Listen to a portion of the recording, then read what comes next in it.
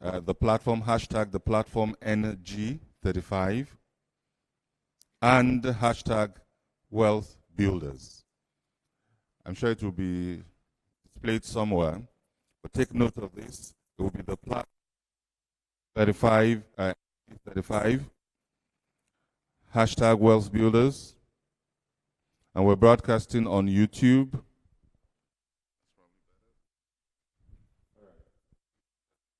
We're broadcasting on YouTube, on channels, and we'll be describing this a bit. Better. So, if you hear anything that speaks to you, stands out for you, you can put that on YouTube, on X, on every social media platform, in order for us to amplify what's going on at this center today. And as you're aware, the platform Wealth Builders has 3 summits, and this is the Intraprenuers Summit holding at the Marriott Ikeja. Put your hands together for yourselves, even for being here. Now, we have not been pre-informed of any fire drills. So, peradventure, if the fire alarms go off, it's a big hall, but there are many exit routes. No panic, just pick exit doors. The ushers and the protocol people around will guide us through it, and will muster and ensure that everybody gets to safety. We do not expect any of such at all events. The conveniences are out back there, to the right, to my right.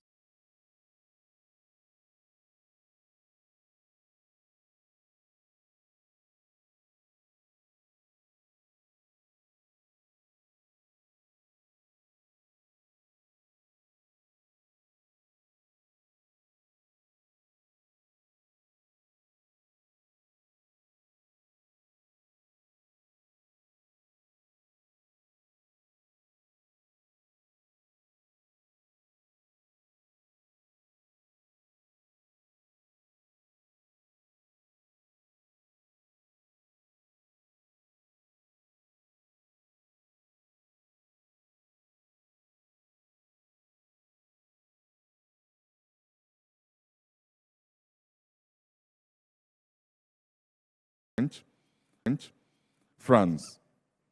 And she was also listed in the most influential people of African descent, 100 under 40 in the business and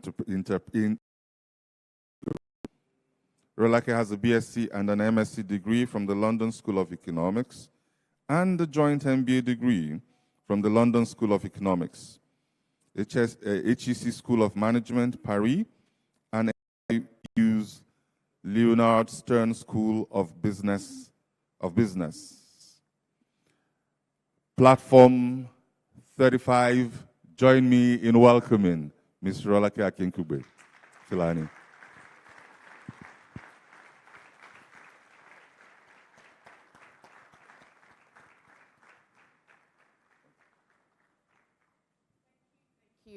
Thank you very much. Can you hear me? Fantastic. Good morning. It's a real pleasure to be here. Wow, to be speaking at the platform. How's everybody doing? Okay, so today I'm going to be giving an alternative approach. And you can see the picture of. So keep that image in your mind as we go along. It should be.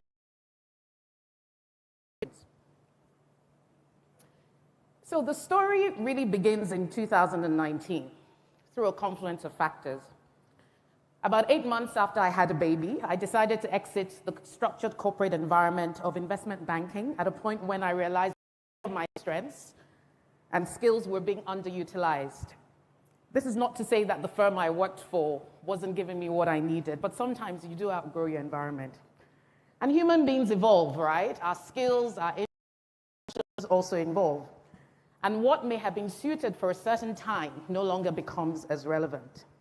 When that happens, if there are no internal pivot opportunities, sometimes you have to take a tough decision. And here are some of the key realizations leaving full-time work in 2019. The first is that I was craving a level of autonomy in my daily schedule. I hope this is still working because I just clicked. I was craving a level of autonomy in my daily schedule and my work routine. The second was that I had invested approximately almost $200,000 in an executive MBA. And everybody who knows that if you make an investment, you expect a return on that investment. I expected a return on that investment, and I wasn't going to get it in that environment. The third is that the skills, the knowledge, and everything that I had gained had positioned me for a new type of role that I could not find in my environment at the time. And more interestingly, I'm sure there are many people who've been in my shoes in this regard. In the years before that decision, there was no obvious pattern to the types of roles that headhunters were approaching me for. Now, if you're a naturally confident business person, if someone approaches you one day and says, oh, we're looking for a medical doctor, the next day they approach you, they say, we're looking for a chess player, how would you feel? Those weren't the roles I was approached for, but you get the picture. And at one point, a bit of angst, I'll be honest, because sometimes I felt a bit insecure, and I said to myself, am I not passing the right message across in my CV? The fifth point was that I seemed to thrive in diverse settings: artistic, creative, technical, cerebral, multicultural, strategic, policy, name it. And I felt I'd built enough of a profile and a track record in my core space, which is energy and infrastructure, to be in with the chance of securing an independent consulting gig or potentially becoming an entrepreneur. How many of you can resonate with some of these patterns? Yeah. More importantly, I had greater clarity on what my non-negotiables were. So I knew that if I was going to go back into full-time work, there were just certain asks and requirements that had to be. And there was a very interesting realization. I realized that my happy place was where I was combining and exploring all my passions and also using my non-technical skills set. So here was I, the end of 2019. I just discovered a new, happier equilibrium that I didn't want to lose by accepting a new job, a new 9-to-5. So any role I was taking on had to combine several key elements. And then it dawned on me I would enjoy a corporate environment with a strong entrepreneurial drive, where I had some flexibility to influence the overall corporate agenda and strategy and pursue a path of what we all now know to be intrapreneurship. Bingo. I had finally landed the answer, the light bulb moment. I'm having difficulties with this pointer. The light bulb moment we all have. And of course, they often tell us entrepreneurship is thinking outside the box, innovate, create wild products and services, break the mold within your next organization. But I also quickly realized that the path wasn't as I thought. And I soon discovered a whole new meaning to the idea of. Today, I'd like to introduce you to an idea I call cracking the box, an alternative approach to corporate entrepreneurship. Journey with me. Years ago, I was journeying through Charles de Gaulle Airport in France, and I remember coming across one of these big digital billboards. And one thing particularly struck me. There was a particular phrase, I believe it was an advert for a watch or something, one of these jewelry or luxury goods. And the word says, in French, pour casser les règles, il faut d'abord les maîtriser. Literally translated in English, it means to break the rules, you must first master them. I'm going to need the prompter to move just as fast as I am because I'm not sure this is working. The question then becomes, what are the rules? And the question I ask you is, what are the rules in the corporate world? So there are two basic precepts I want to set out first.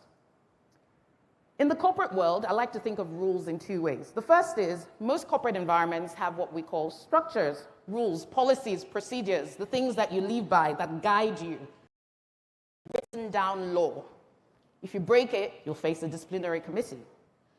But there's another very important set of rules, which is the gray areas, if you like. I call them the culture or the practice. It is a set of behaviors and practices which are not in policy, but which define how the system works. I think most people understand that. So in my mind, cracking the glass box means navigating the world of corporate policy, the laid down rules, in such a way that you're able to shape culture, which becomes accepted practice, and then which may or may not ultimately lead to a change in policy. So, what glass boxes are we cracking? Cracking the glass box also means being intrapreneurial. Think of the image of the glass box that's cracked. In fact, if you think about it, entrepreneurship can be so potent that it starts to shape and define culture, so much so that policy almost becomes secondary. So let me give you a very simple practical example. Imagine a woman who wants to go on maternity leave, and there's a stated policy that maternity leave is 3 months. That's a statutory policy. But here comes along a corporate innovator who breaks the mold, manages to get a new type of thinking around maternity policy that includes additional months for women who desire it.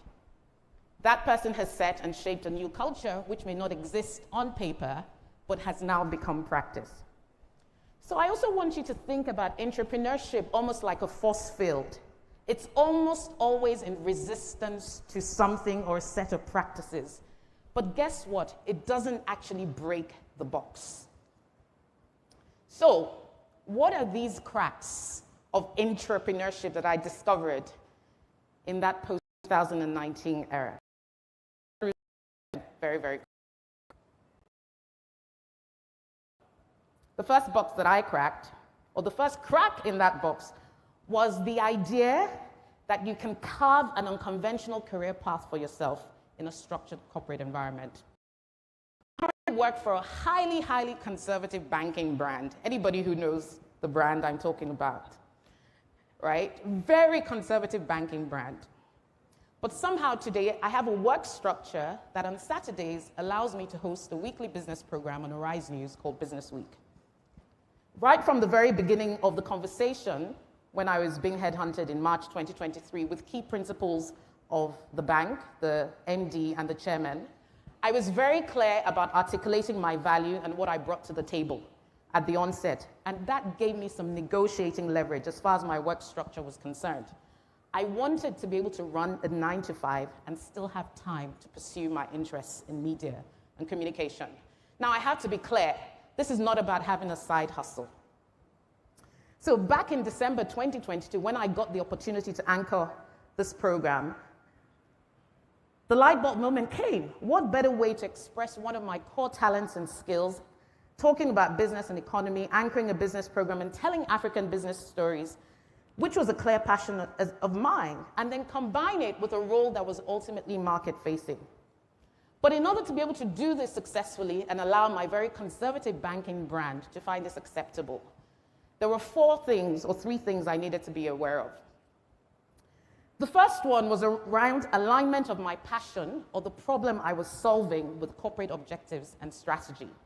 I work in an investor relations role, which is very outward-facing. You're constantly communicating with the investor community, articulating the company's equity stories to the capital markets and global and local investors. I can't think of a better complementarity between my media endeavor. But to do this, you have to embrace and understand your corporate objectives and value proposition. And if you think about those corporate objectives and value proposition as a glass box, that's the first way to crack it. The second part of it is really around seasonality and flexibility, recognition that the black box may need to take priority in specific seasons and at specific times where your deliverables are at stake. This may also mean being willing to play by some rules as trade-offs for some cracks. Are you following me? And the other thing I soon discovered was that you should never say in a personal capacity what you might not say in a professional capacity, which brings me to my final point on cracking the first box: brand ambassadorship. Acknowledging that while this serious non-work endeavor is being done in a personal capacity, by virtue of concentration, I'm still a representation of my 9-to-5 corporate brand. And so what I do or say can be taken out of context or attributed to that brand, even when I'm not functioning in that capacity. The second crack is this idea that you can redefine 21st century corporate identity. The box naturally assumes that corporate identity is static, but the crack doesn't. The lone entrepreneur who's bold enough to stand out, step out, and define culture is reshaping both how senior executives and external parties perceive a typical staff member. And then this is one I really like, the third crack. The fact that when you solve problems as an entrepreneur, you're not only delivering solutions, but you're connecting people and resources. Entrepreneurs actually create new systems. They create value, whether that's connecting people, connecting resources. They have to steward, they have to be accountable, they have to think out of scope. They have to allocate scarce resources. They have to create opportunities. About 3 or 4 years ago, when I joined my previous employer, a subsidiary of ARM Group, they didn't have a corporate women's network. Drawing on the energy and passion of a young, mostly Gen Z crowd, and seeing the need to give this demographic ownership of an initiative that will make them feel empowered, I led the establishment of the first Mixed Africa Women's Network, and it held its first event in March 2021. And 2 weeks ago, I received a message from a member of the Women Committee, which I had set up, saying, for IWD, the Women Committee planned a week full of activities, and we ended with a celebration today. Just wanted to let you know that your legacy still lives on in women. Thank you, and we missed you today. The fourth crack is really around demystifying and navigating hierarchy. Intrapreneurs should be excellent at navigating hierarchy. Remember what I said about policy. There's a stated policy and a stated way to do things. But entrepreneurs understand that the levers of influence are always not so apparent. And there's subtle ways you can do this. When I joined my highly conservative banking brand, they put me in this corner office, which was very nice, but I realized that there was a risk of me building a sort of enclave as a new member in a team that generally did not bring in outsiders. So one of the ways, God-given wisdom, I must say, that I thought I would navigate this was to pursue a literal open door policy. And I remember the very first day I did this, everybody thought there was something wrong, and people kept coming to my office to close the door. And I had to keep telling them, no, I left it open for a reason. And that was very important signaling, because the message it sent out to people in the environment around me on the open floor was that, feel free to walk in. And then the fifth crack is really competing to collaborate. Collaboration, as they say, is a new competition. We all know that entrepreneurs are never always the smartest. They've learned to collaborate to achieve optimum outcomes. And I think this is an important one we all need to build. And by far, one I think is the most important is embracing process, not just outcomes. There's a dictionary definition of entrepreneurship, the Cambridge definition. The first one says, an entrepreneur is an employee who takes direct responsibility for turning an idea into a new product or service. But there's another definition which I actually prefer. It says an entrepreneur brings entrepreneurial thinking and skills to build within the structure of an existing organization. As a society today, we have a tendency to be obsessed with destinations and end goals, looking for the product that made money, the new venture that broke the internet, that we often fail to daily bask in the process. And if you think about it, how many times do you hear of entrepreneurs that their startup failed? But guess what? Through building that startup, through going through the motions, through hiring people, they go through process. And here's an even more radical idea. What if you are the product? Another short story, still at my previous employer. There was a customer appreciation gala that they wanted to put on to say thank you to customers who had bought into our projects.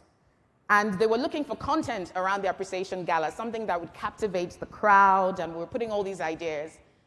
And I had another light bulb moment. At the point, it was only my immediate boss that knew I was a piano player. So I went to him and I said, Mr. Ali, what do you think about me performing with the rest of the band? And he was like, great idea. And you know what I said about the beginning and about my 2019 moment, where I thought I would thrive in an environment that also leveraged not just my hardcore technical skills, but also my soft skills.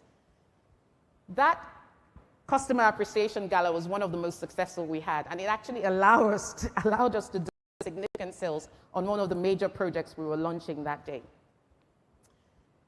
But before I wrap up, there are just a few red flags I wanted to talk about, and here are a few pictures of that Client Appreciation Gala.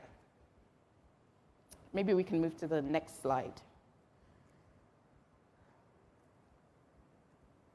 The first red flag is the flag of high visibility. High visibility intrapreneurs are double. You risk taking your eye off the ball when your brand is bigger than your corporate brand, for instance. And a typical feature of high visibility entrepreneurs is that they have high internal visibility, which may also translate to high levels of external visibility. And some would argue that visibility is a great thing because it positions you to get involved in projects that are likely to be strategic, and so on and so forth. But watch out. The second red flag is the disillusion around the pace of change. Entrepreneurs tend to underestimate just how long it may take to change in a structured corporate environment. So frustration sets in, dashed expectations, you feel misunderstood, you feel not seen, not heard. And then the myth of clarity. We live in a VUCA world. VUCA worlds were created for entrepreneurs. This is how we thrive. I mean, I work in the banking sector now. This is the stuff that we're made up of. And then one I get a lot of questions on, managing up. Don't forget to help your own leader or boss achieve their own goals. Carry them along. Give them a sense of ownership. Humility is key. The realities of hierarchy and who calls the shots ultimately always comes to bite. And then one that I think is very interesting and a lot of people can relate. The risk of becoming a serial job hunter. I see the people who are laughing, they're in that bucket. A major red flag of unbridled entrepreneurship is the risk of becoming a serial job hunter. But entrepreneurship, like entrepreneurship, is a long game. If you go back to my point about process, think of your career like a map. There are no exact destinations. So in career 1, you can start to learn the art of collaboration. By role 2, you're tested on it, which further deepens your collaboration skills. By role 3, your collaboration skills have been tried and tested. Now you can lead an impactful collaborative project. But how many of us actually stop to take stock of our growth and progress on the things that have worked for us? Notice something else about the box. How the cracks let in the light, right? That light is the development of character. It's resilience, it's agility, it's entrepreneurial thinking. And then maybe you're asking yourself, when will the box eventually break? When will I start my own business? When will I quit? How long is this journey going to continue for? Corporate entrepreneurship is not just about outcomes and progress. It's like prayer. It's not intended for God. It's intended to change you. It's intended to change people. It's intended to change their perspectives. One day, you might smash the box and claim your prize, but for now, just learn to enjoy the process. It was Dr. Miles Monroe that said, true legacy is in people, not just projects, programs, and buildings. And I thought I would end this presentation on my alternative view to corporate entrepreneurship by asking a very pertinent question. Why do we need this model of entrepreneurship today in our country? Many of you will be able to relate to the parallels with our country. Investing in and doing business in Nigeria is a long game, right? It's a long and painful game. We've seen a very real and live example of it recently on our coastline. Intrapreneurs understand this. Our big national corporate champions, the Dangotes, the Boas, are facing a dearth of talent. So creating opportunities as an entrepreneur will be absolutely key. And I would argue that corporate entrepreneurship provides a microcosm of what is possible at national level and in our public sector. In a high inflation, credit tight, high rate environment, the ability to solve problems in the face of scarcity and limited resources is absolutely key.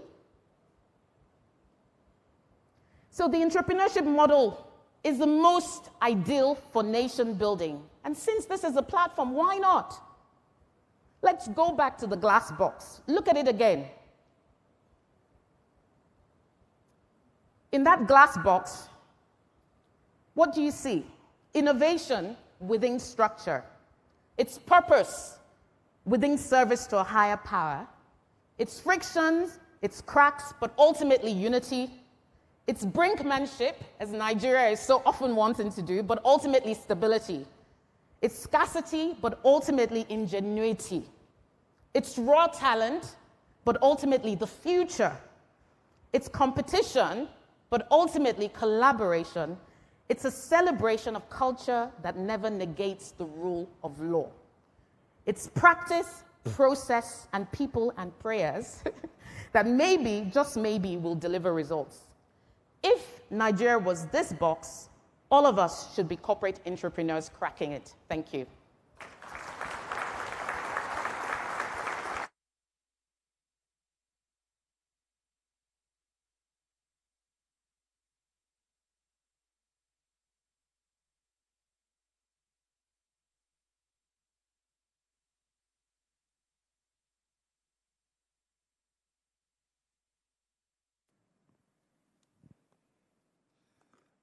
I'm certain that we can do better.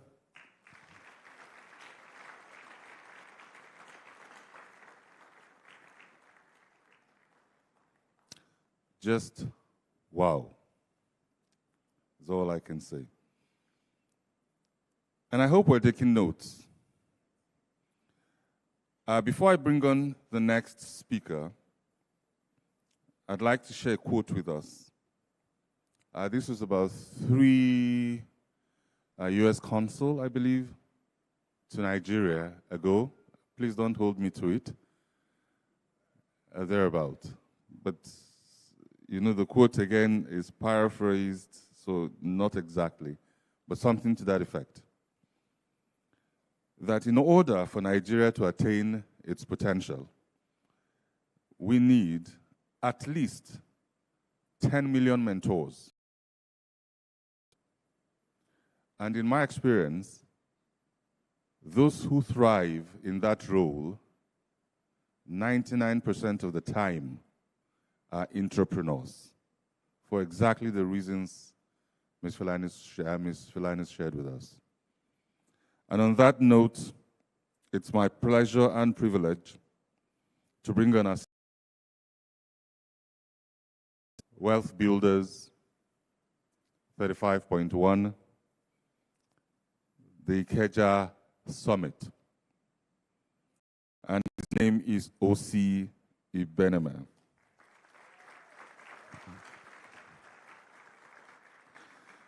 Osinachi Ibeneme is a seasoned finance executive and inspirational leader with over 20 years of corporate experience in multiple finance domains.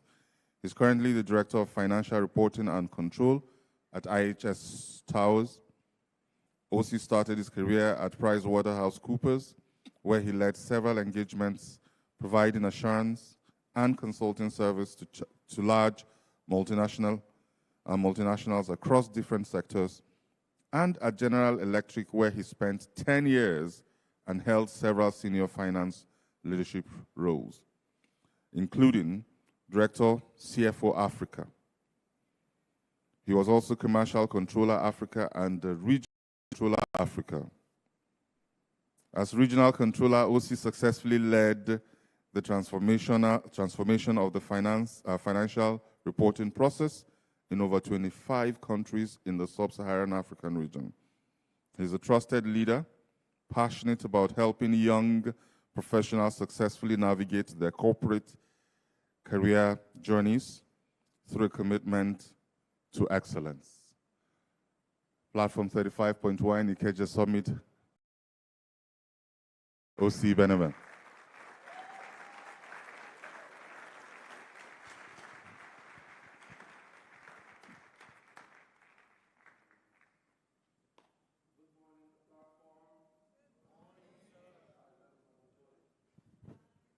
Okay, and Happy Workers' Day. Maybe you should greet somebody beside you and say Happy Workers' Day.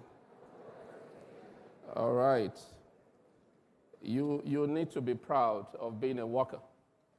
You guys contribute to the growth of our economy. So maybe you should celebrate yourselves one more time. Thank you. All right. First, I'd like to thank the convener of the platform, the visionary Pastor Boju and Tony Oyemade. Can we give them a round of applause? Thank you for this opportunity and for changing the narrative and moving our nation forward.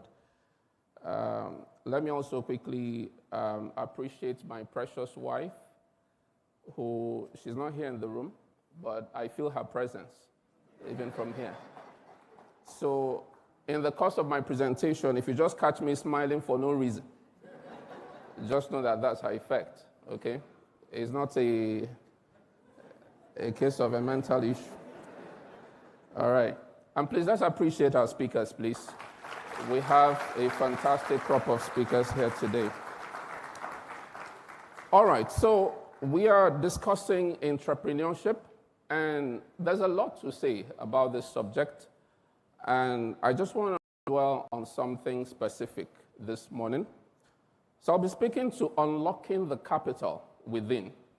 Unlocking the capital within. And many thanks to Rolake, she's giving us the definition of who an intrapreneur is.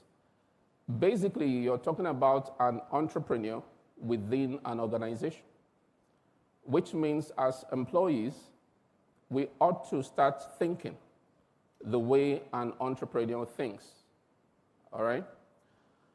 And so that definition says these are groups of people who develop new products, services, markets, and processes. And so you ought to be able to find yourself doing one of these things. Maybe you would say, but I'm not very good at innovating a new product. That's okay. Maybe you can innovate a new service.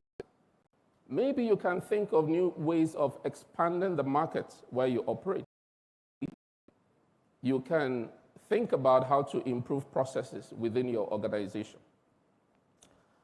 And maybe before I proceed a bit further, let me just lay some principles, but maybe re-emphasize. The first principle that I'd like to re-emphasize this morning is the principle of sowing and reaping. Input and output. And the second one, you need to understand this. Now, I know that you may have listened to some motivational speakers who may have suggested that you can't achieve your potential in life unless you start a business. You cannot change the world. The only way to change the world is to build a business. I want to tell you that they were wrong. That is not true. That is so not true. You can change the world from where you are. You can make an impact in this world from where you are. You don't have to resign your job to go start up your company before you can change the world. Everybody will not be an entrepreneur, but everybody and anybody can be an intrapreneur. So before you take that step to follow your passion and resign your job to go start a business, you better be careful. Because passion alone is not enough. You can be passionately hungry. You can be passionately lost.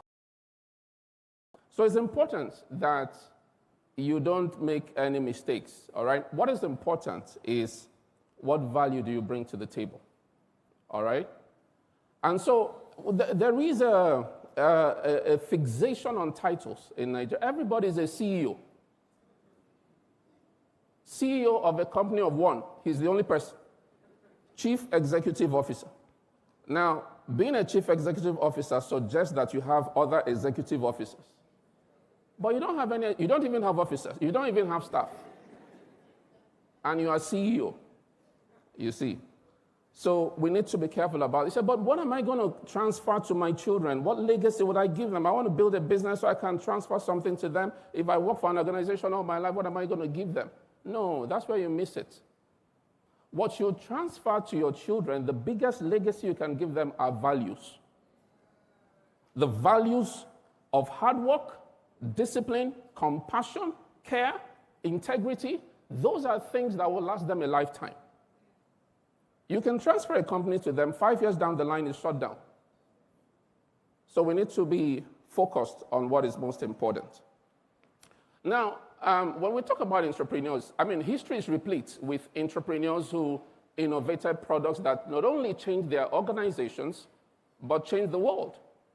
And you see some of those examples on the screen, from the PlayStation to Macintosh to Post-it notes to Amazon Prime.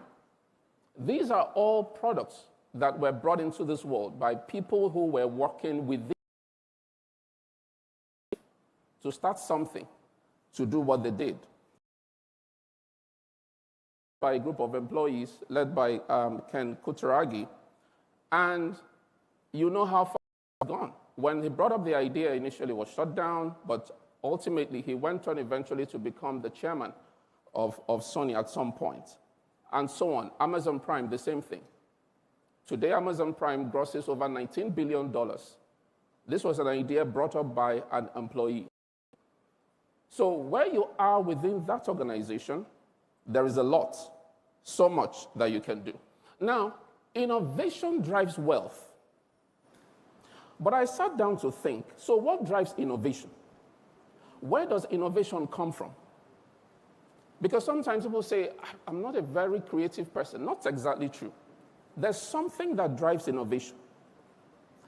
And I've come to the conclusion that all of innovation, from ancient history to date, all of it is founded on one word. All innovation is founded in this one word. And that word is the word care. C-A-R-E, care. It is care that drives you to think of new ways of making life better for this world. It is care that motivated the person who thought people are walking distances to get to several towns and to their farms. How do we make this easier for them? How do we move people from one point to the other in an easier fashion? That's care. And that's how the bicycle came into being. Well, the bicycle was good, but it wasn't good enough. How do we move more people? Because you can only pedal so long a distance in an easier way. The car came to be. And from there, we moved on to the aeroplanes. Because all of that is driven by care. You have a 10-story building, and people have to climb all the way up. And somebody's thinking, how do we make this easier for people? You bring in the elevator. That innovation comes. But it's founded from care. That's where it comes from. That's where it comes from. The bank, for example, today. Many years ago, some of you may not relate, some of you might be Gen Zs, but many years ago, there was a time you had to get a teller, you had to get a ticket to wait your turn before you could take your money from the bank. And you spend hours in the bank.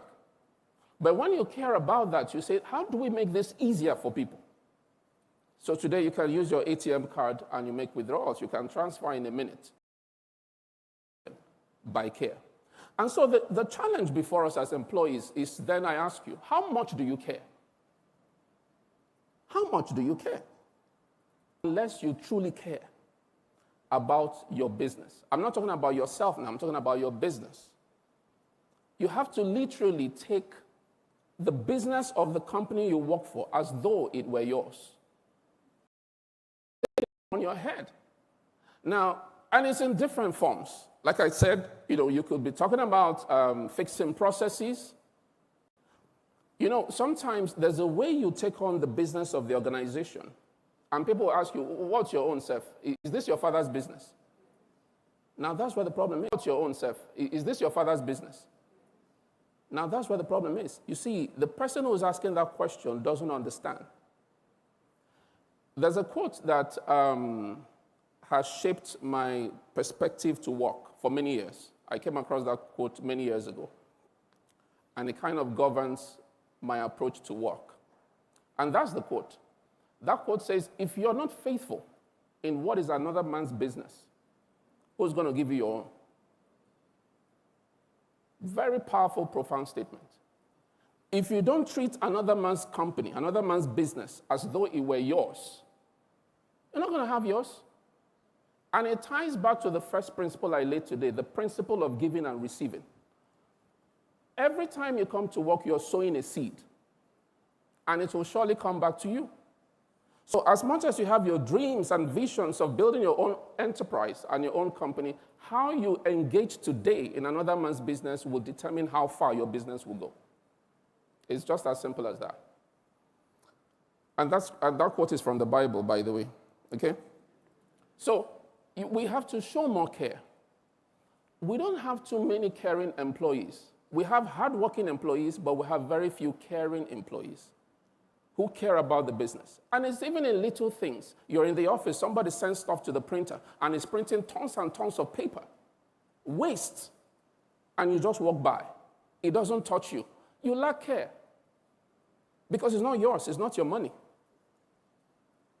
I audited for many years, and during the course of my audit, sometimes you audit people's expenses.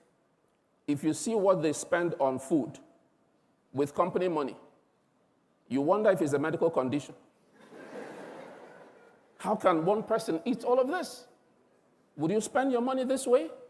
You see, because people lack care about the business, so there's no way you're going to be able to innovate and think of new ways of doing things. And so the cycle of wealth, what I call the cycle of wealth, it begins with care. When you show care, thoughts start to come to your mind. You spend time to think about how to move this organization forward, how to build value. And in the process of that thinking, innovation comes. Ideas, concepts come to you. And that is where wealth is now generated. And so, I want to ask you a few questions this morning. First question I want to ask you is, what do you contribute to your organization's bottom line? How much do you contribute? And do you even know what bottom line is? Okay, I'll change the slides by myself. Don't worry, I'll be fine. But leave it there. That's fine. That is an organization's P&L, profit and loss account. Okay, profit basically is revenue minus cost. Keeping it simply. Don't mind accountants. We like to make things complex. It's not more complex than this. So let me tell you a secret. This is between you and I. Okay, don't tell anybody. We make the P&L very complex so that you will not understand it as accountants, so that you continue to pay us to be relevant, okay? But really, your profit is revenue minus cost. So the only way to grow profit is either your... A lot of employees do not care. A lot of employees care about their jobs. A lot of employees care about job security. Only very few care about business longevity. And yet, it is in the longevity of the business that your career can be assured. But he said, what's my own? If the business closes down, I'm off to the next one. See, that's the people Rolake called, what do you call them? People that shop from job to job.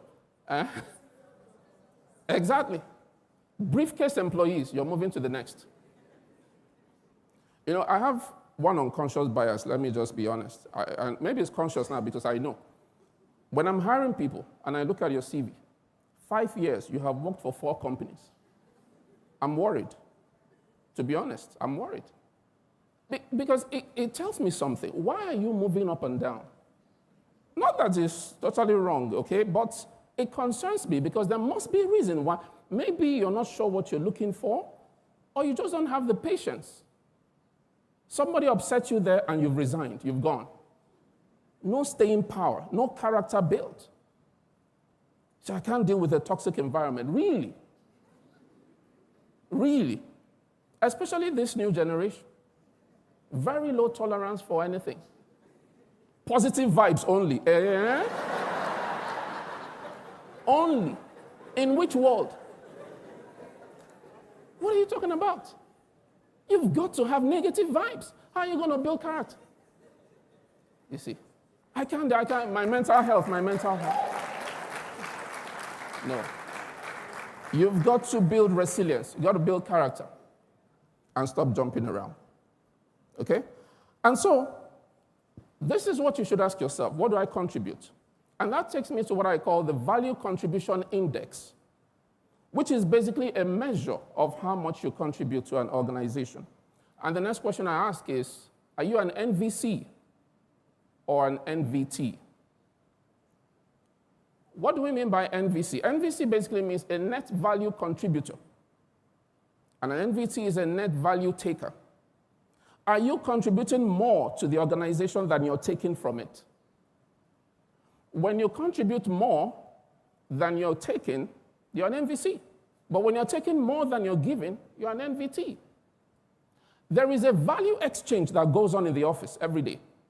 Each day you come to work, value is being exchanged. You're giving and you're receiving. The challenge is, are you giving more or are you taking more than you're giving? And our target should be to give more, because the giver will always be superior to the taker. All right? So you give more. So you ask yourself, am I giving enough to justify even what I'm taking? By the time some of you answer that question, you might be refunding some of your salary. You know that you owe the organization. All right? And it's a call to a mindset shift, moving from being an employee to an intrapreneur. You know, this is about deploying our minds. The biggest, you know, the human resource we have within an organization is so powerful. And the main capital that is locked up in organizations is the ability of human beings to think. But we are not challenging ourselves enough. We are not extracting that value enough. It's not about what you do on a daily basis. It's about the capacity of the individual to think new thoughts. We are not stimulating that thinking enough in our organizations. So we are sitting with huge capital. You realize that there are some problems organizations are going through. The solutions lie within the employees in that organization. And they may not be senior people. They might be junior people sitting somewhere. They have the solutions. But because they haven't been stimulated enough, you're not able to extract that value. When you have 500 people in an organization, can you imagine the mastermind that exists there? The capacity of people to think new things. But we're not tapping. And this is a challenge to human resource personnel, HR. HR needs to transition from just being human resource management to human resource optimization. How do we milk the value that we have with us? How do we unlock that capital? How do we challenge people to start thinking and applying themselves to finding solutions to what the organization is facing?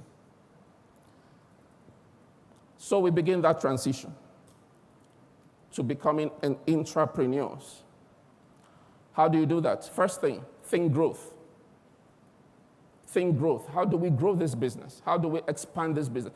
And you can get ideas even from the streets. Bring those ideas. No idea is silly. Bring those ideas, but think about growth. Think solutions. There are so many problems. Some people are experts in problem analytics. They can define the problem. They can talk about the problem. They can tell you 100 ways it will not work. What about the solution? We need problems. And then you can also engage entrepreneurs.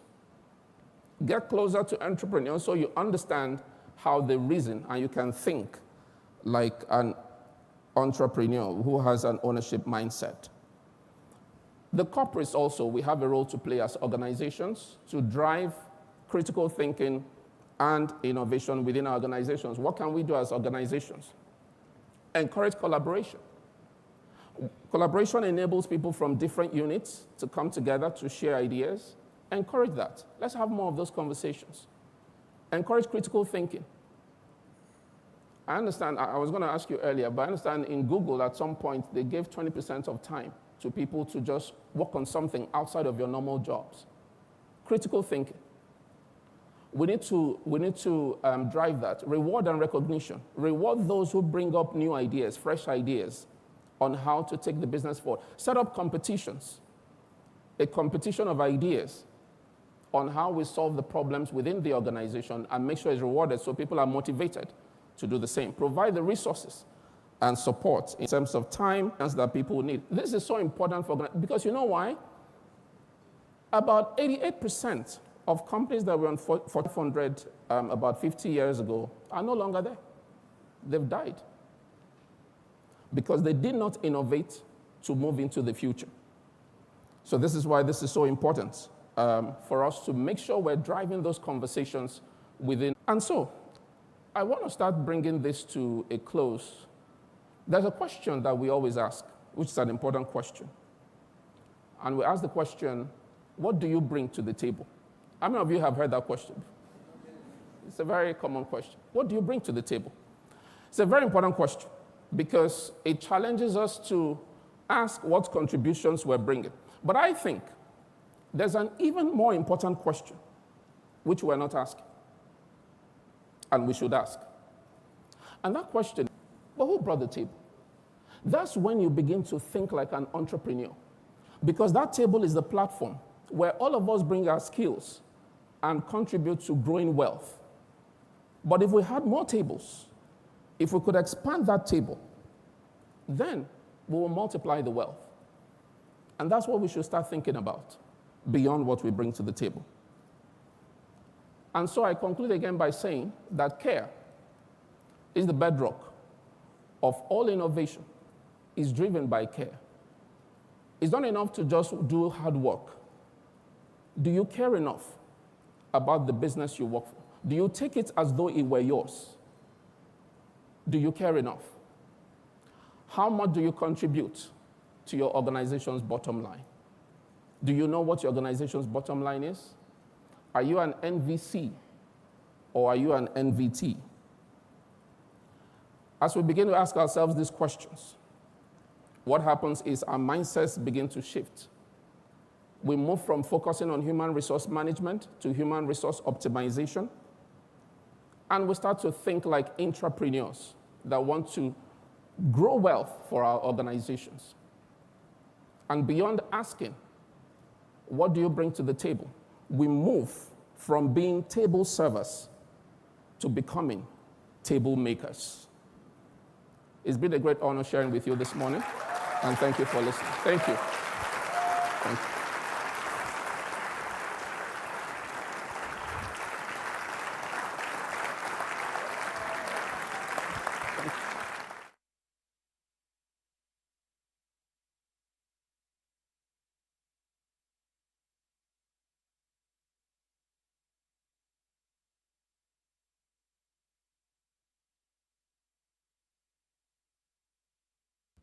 I am tempted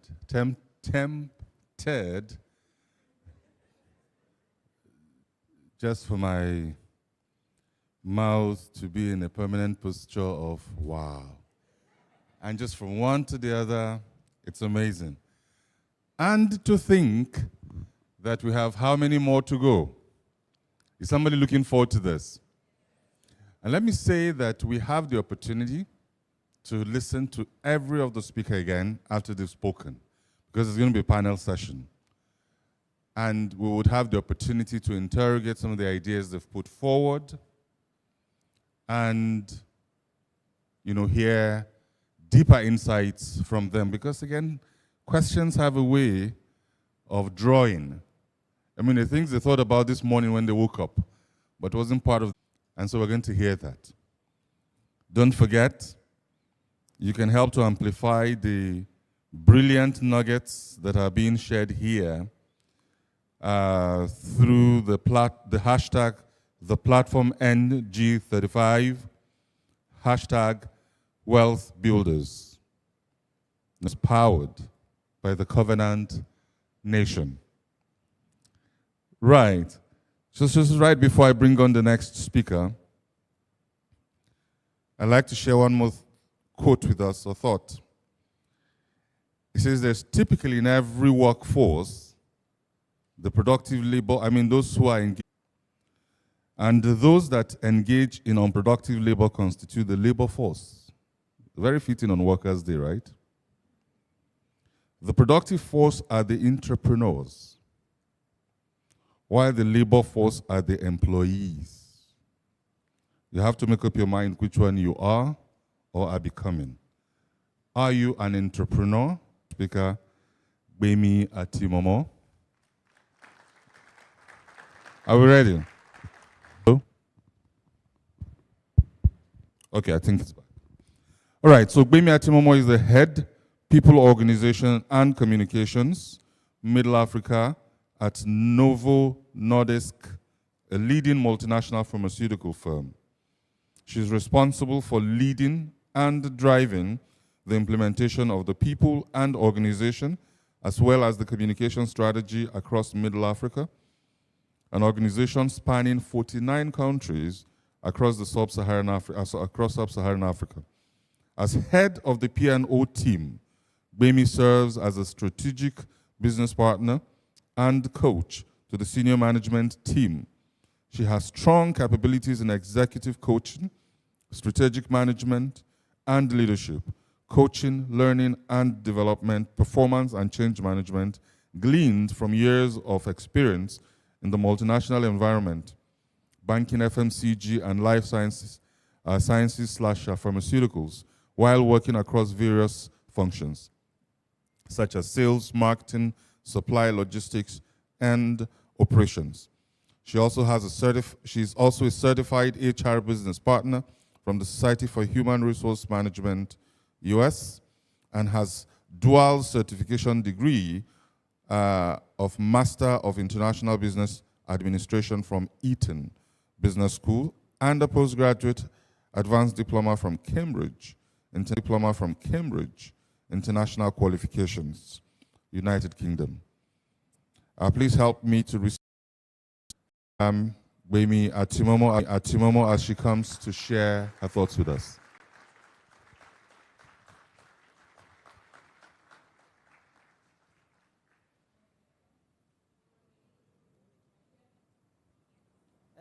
Is the mic working? Yes, it is. So I'm going to take OC's challenge. He has challenged those of us in HR. And I take it very personal of as many HR professionals are here. How many HR professionals are here? So we are here to redefine human resources. To start by putting forward a disclaimer. So what I'm going to share today is my personal story. I'm not sharing any blueprint for you to say you must follow it like this. I'm just sharing my personal story. If it makes sense to you, pick whatever makes sense to you and use it. It's my personal story. I'm going to attempt to compress a journey, I would say 25 years, into 20 minutes. I think it will be interesting to hear the story of a young, I've heard the Ekiti people in the crowd. I'm going to attempt to share that story with you guys. I've lived and worked with the company I work with now for 9 years plus. And it's interesting that Rolake and Ozzy also mentioned this about serial job hunters. I remember when I was joining this company that I work with now, I said very, very clearly, I'm going to work here for 2 years and I'm done. And this is me 9 years after, and I'm still with the company. But I don't think I even want to leave now, not because it's the best company. Even though just a few months ago, the company was declared as the most valuable company in Europe above Louis Vuitton. I don't work for a fashion company, by the way. I work for a pharmaceutical company. But that just tells you the size of the organization I work for. The company also turned 100 years last year. There are very few companies that have lasted for 100 years, and they are performing as my company performs now. Again, it's a personal story that I would like to share. So I will go into this very interesting, I don't know if you can see my slides now, this very interesting picture. I don't know how many of us remember seeing this picture at some point in 2020. I moved to Nairobi December 2019.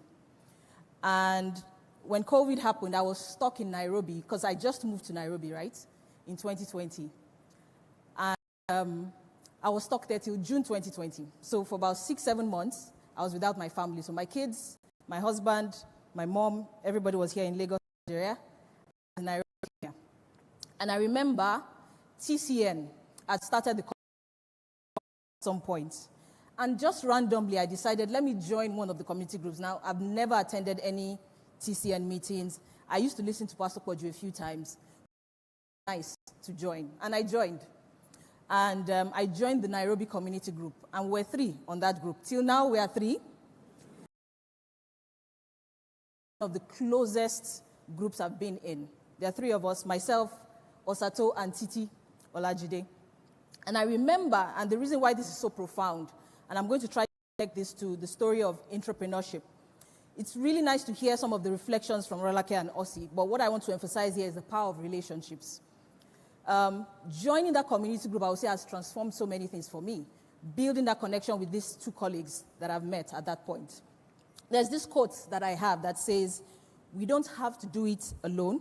We were never meant to. And that's one thing I learned from the COVID experience and joining the community group. A few months ago, Titi reached out to me. I think it was said, oh, by the way, Pastor Koju is in Nairobi. Do you want to meet him? And I was like, oh, okay. It would be nice to meet him. And we went out, met him for coffee for about 1 hour. And a few weeks later, I got an invitation to speak at the platform. The rest is history, they say. But just sharing the power of community, the power of relationships, an experience I had randomly from Instagram, joining the community group, and how that has transformed my life today. I'll share a bit more. Thank you. Now, the first thing I want to tell us is, again, I remember Rolake shattered a glass, in a sense, but it's sort of like breaking a table, right? Ossie also like shook some tables. I also want to attempt to do that with my next slide. And the first thing I want to tell us about intrapreneurship is this. Nobody owes you anything. I have learned that in my short career of about 20 years that nobody owes you anything. So when you hear about entrepreneurship, intrapreneurship, a lot of people think, okay, I need to get something. I need to make money. And again, Ossie mentioned this a lot where he talked about giving. Nobody owes you anything. A few years ago, I think it was my husband's mentor was talking, and he was saying that companies will train you for where they want you to go. You will train yourself for where you want to go. I've worked in HR for quite a bit, and I've taken a lot of daggers from colleagues who say that give feedback to in us, and I smile. We try to do what we can. But what I've learned from my own personal experience is, like I said, the company will train you absolutely for where they want you to go. But you need to make up your mind and decide that where do I want to go with my career? And that is where you train yourself.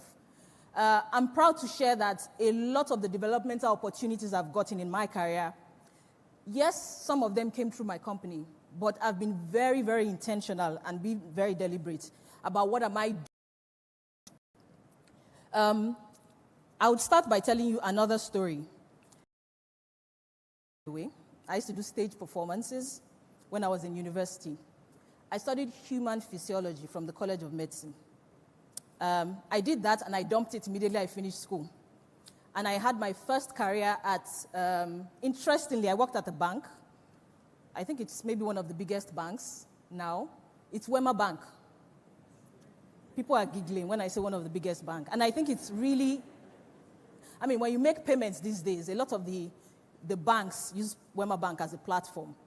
And I say this because one of the things I learned there from Wema Bank, just fresh out of school, was the power of just being intentional and listening.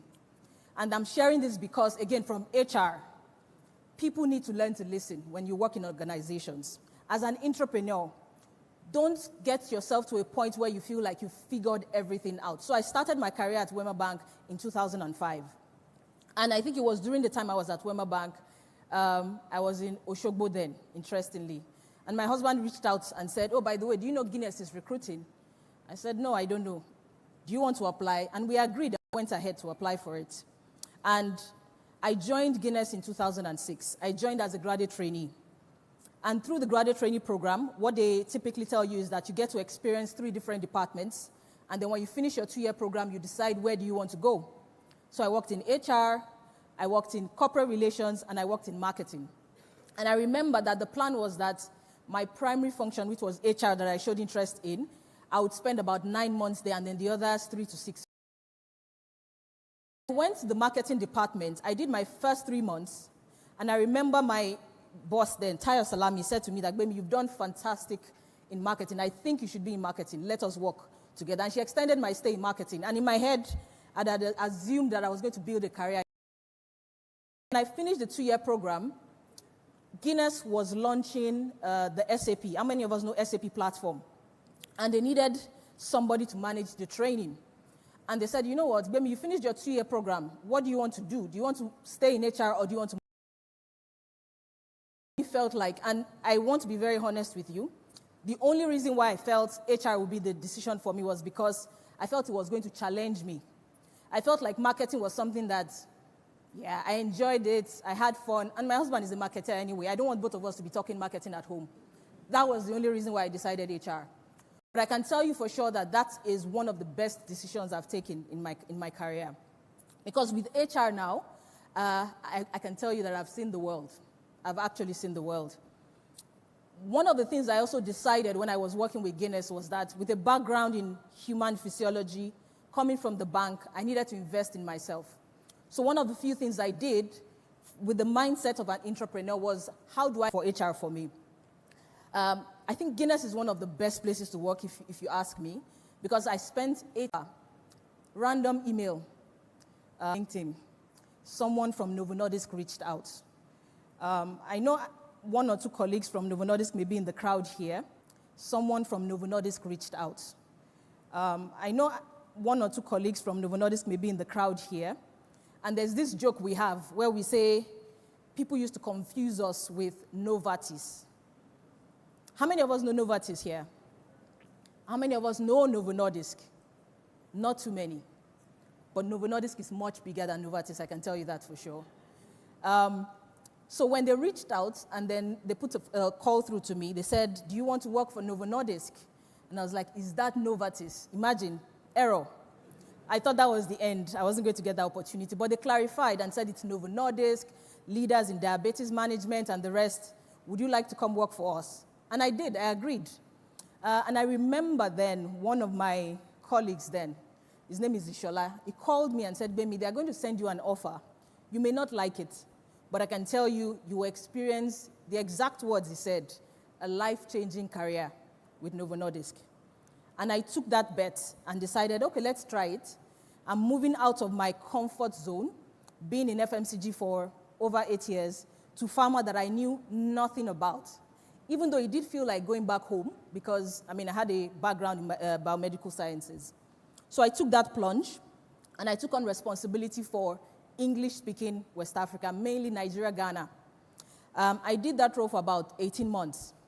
And then I remember my boss then reached out again and said, by the way, I think you need to take on more. And this is from a mindset of being an entrepreneur. Sometimes, again, going back to what I said about the company training you for where they want you to go, you training yourself for where you want to go.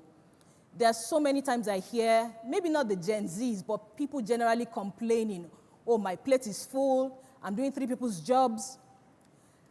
From the HR perspective, I do recognize that we need to do more in terms of building capacity and making sure that we spread out the responsibility, hire as many people that we need to hire.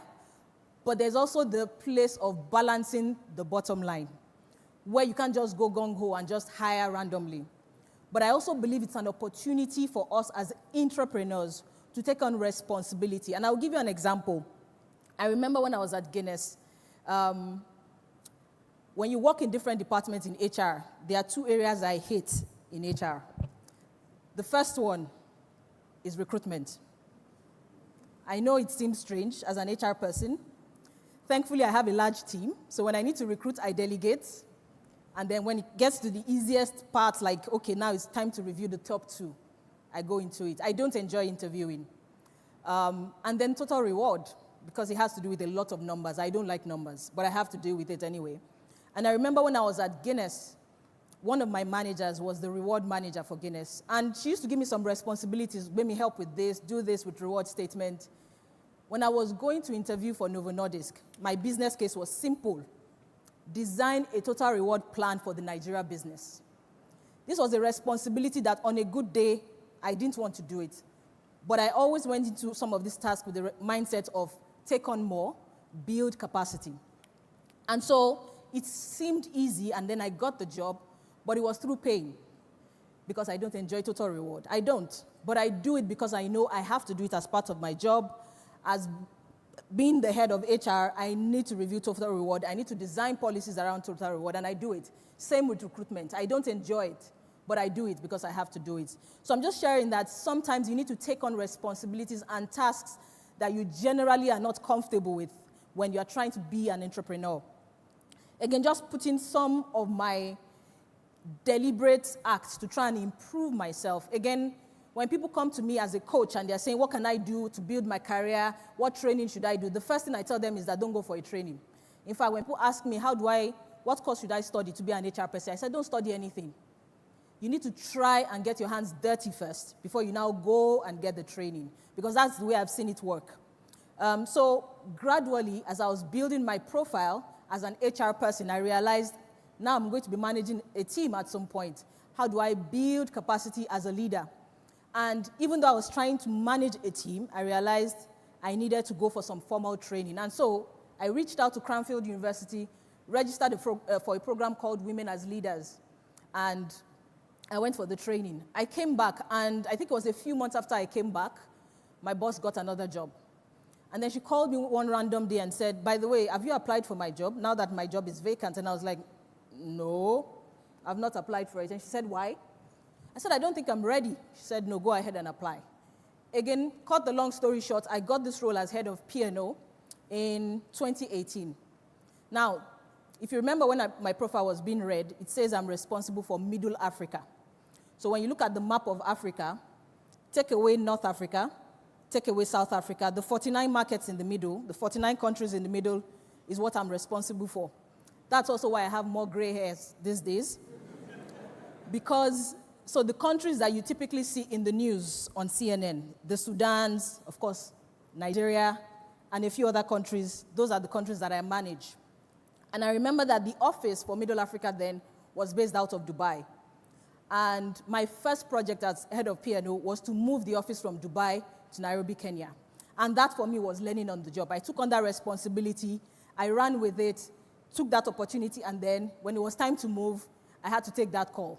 Do I need to move? We had a conversation with my husband, and we just decided, yes, let's move. And so I moved to Nairobi in December 2019. The third part of the story that I would just like to share here is, remember that I took on responsibilities for Middle Africa in 2018. Sometime last year, again, one of my bosses reached out and said, yes, you are comfortable where you are, but we still feel you need to take on more. And it's interesting when people come to you and when you feel like you've maxed out, and people just come back and say, you need to take on more. Sometimes I ask myself, is it that I'm not working? Or do people think I'm idling away? But I've also realized, especially for people with the intrapreneur mindset, people always know. They always know when this person can take on more. They know when this person can take on more responsibility, and so they bring those responsibilities. So currently, yes, I head Middle Africa, but at the same time, I'm also driving leadership programs in an area called Middle East, Africa, and the Commonwealth of Independent States. So Commonwealth of Independent States would be the former Soviet states like Uzbekistan, Turkmenistan, countries that you've never heard of. I get the opportunity to work with them, but I do think it's a big privilege that I get that responsibility. In addition, with the mindset of an entrepreneur, I started as head of P&O. There was an opportunity to drive sustainability programs in the organization. I took on that responsibility sometime in, I think it was 2020. 2 years after, in 2022, they created a department called Communications. Thankfully, I'd already started to drive internal communications from my own place as HR. And so when they created the department, they said, who else would do communication? So that's how I got to become the head of P&O and communications. I'm just trying to share this story about my own personal career because I feel it's nice to read books and hear some of these stories, but I also believe that you can connect with someone that, again, an Ekiti girl that you see somewhere around. I'll just go to some reflections as I start to round up. There's a book I would like to recommend, actually a few books I would like to recommend that would help as you reflect on entrepreneurship. The first one is How Will You Measure Your Life? I don't know how many of us have read that book. That book is a transformational book. And there was something it says in that book. It says you can talk all you want about having a strategy for your life, understanding motivation and balancing aspirations with unanticipated opportunities. But ultimately, this means nothing if you do not align those with where you actually spend your time. How do you spend your time? People say time is the ultimate currency. I've revised that to say your energy is the ultimate currency because you can have the time and supposedly use it, but what type of energy do you invest in some of the activities that you engage in when you are working for the companies you work with? The other thing I would like to encourage us to think about, especially as a coach, that the power of, remember I talked about community and relationships, the importance of coaches and mentors in the lives of you as an entrepreneur. I'll just share briefly about some of the coaches I've worked with. The first person I'll talk about, her name is Ngozi Adebiyi. She actually was my first manager at Guinness. And currently she's one of the coaches I work with, herself and Malini. And there was a day they asked me a question when I was having a coaching session. And I remember very clearly, Malini particularly asked me a question like, Bemi, you are the head of P&O. What is holding you back? And that question hit me because, I'd been head of P&O for almost 3 years. But she was just asking me some reflective questions, like what is holding you back? Like, put your foot down, make the decisions you need to make, and those reflections that has transformed my life critically. The other person I would like to talk about his name is Ken, one of my managers that I've worked with in my organization. And in 2021, he had nominated me for a program. It was also a coaching program with some Harvard professors. Both of them are called, one of them is Anne Morris, the other one is Francis Frey. I also remember during one of the coaching sessions, one of them said to me that the way you describe yourself, you are not necessarily just an HR person. It's almost like a GM or a chief operations officer role, because I tend to take on so much. And I tell you that those are some of the reflections of having that mindset of being an entrepreneur. It is approach your responsibility and your role from that perspective of, rather than saying, don't give me more, it's 5 o'clock, I need to close. Yes, we need to recognize work-life balance. Again, back to the Gen Zs. I don't believe in, COVID transformed our lives and said, yes, we can work from home, flexi work and all of that.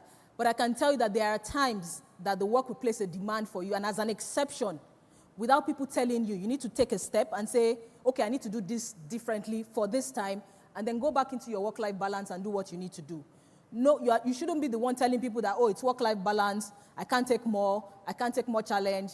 I can tell you genuinely, the organization will find the people that can take more, give them the responsibility, give them the opportunity, and they will take it. Again, on behalf of the organization, I do believe that organizations need to take work-life balance seriously and respect people's personal time. But I'm also saying as entrepreneurs, we need to be reflective and take on responsibilities, making sure that we explain and clarify them very clearly. Some more reflections I would like to share is that lead through sustainable leadership. In one of my master's theses, I remember writing about sustainable leadership and how it's important that for us as leaders, we need to reflect and think about what it means to lead sustainably. Now, don't think about leadership from the perspective of, I manage a team. Don't think about it from that perspective. Think that in my position as an entrepreneur, I own the business. I lead in the role where I am. How do I lead sustainably? You need to learn to challenge the status quo. Make sure that when you are reflecting, you don't just take things as they are and say, it has always been done this way, and this is how it will always be. Always learn to challenge the status quo. Live urgently. Remember, I talked about time being the ultimate currency. I also believe that your energy is very, very important. How you channel your energy, how you invest your energy is very important. There's another book I would like to recommend to us. It's called Think Again by Adam Grant. And one of the things I've learned from that book is the power of not knowing. True entrepreneurs learn to say, I don't know. How can I know more? When you feel like you've known everything, you have everything figured out, you are not going to lead sustainably. So you need to learn to think again.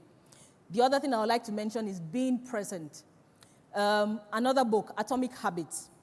There was a part where he said that it's not so much about setting goals. He says your goals will always fall to the level of the systems you've put in place. So you show up every morning, you already have a schedule, you already have a plan of what you do. Focus on those things rather than thinking of, I want to become the next CEO. I want to become the next HR director.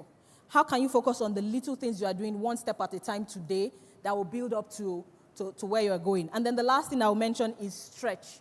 Remember I said that for a lot of people who say they are truly entrepreneurs, you will always find yourself in places where you need to stretch beyond your place of comfort.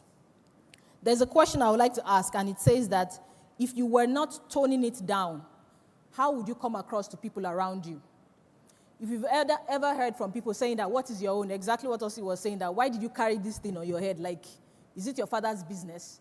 Tell them that, yes, it is my father's business. Because remember I talked about the organization I worked for, about succeeding 100 years over. There are very, very few companies. And I think it's the power of the kind of people that work in those organizations. As I begin to round up, let me just take it to the last point. I'll skip this one. Remember what I said about no one owes you. It's very important that we learn that. Organizations will train you for where they want you to go. You will train yourself for where you want to go. Remember that you have to own your career, you have to own your role, and you have to understand that this is where I am and this is where I'm going. The organization says this is where you need to go.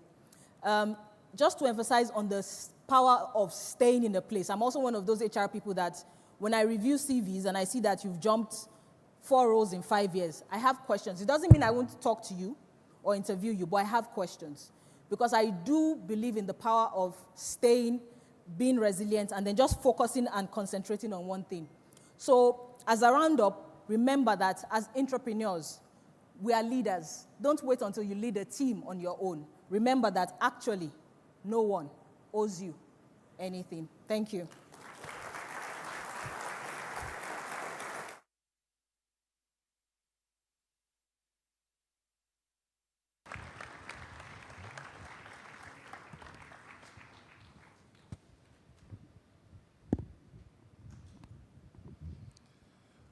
By now, I expect that our heads are spinning. And I wonder how you are keeping pace. But just so you're not selfish and consuming this alone, please put the thoughts out using the hashtag the platform NG35. The last speaker alone, I'm not sure how many quotes she dropped. And I have to say, I'm feeling a bit intimidated. I came up with one more quote, but just so many quotes. So put those out, hashtag wealth builders. And remember that we're also broadcasting for those who are at home, or for if you have anybody who is not in the hall and would like to stay in touch with what's on here. We're on YouTube and broadcasting as well on channels. By an uncommon complement of consumer solutions expertise, marketing communications, and a keen understanding of business dynamics. Before his tenure at Google, Olumide led teams for global tech brands like Microsoft, Nokia, and HMD Global, across a variety of roles from product strategy, technical account, management, developer, and ecosystem development to business strategy and marketing. Olumide holds an MBA. Now what did I do? Olumide holds an MBA from Imperial College Business School, London, a certificate in Sustainable Development Strategies from Harvard Business School, and a BSc in Computer Engineering from Obafemi Awolowo University. In 2012, he was selected one of 12 top leaders by African Leadership Talent Program of Gordon Institute of Business Science, Pretoria, South Africa. Platform 35.1, Ikeja Summit, join me in welcoming Olumide Balogun.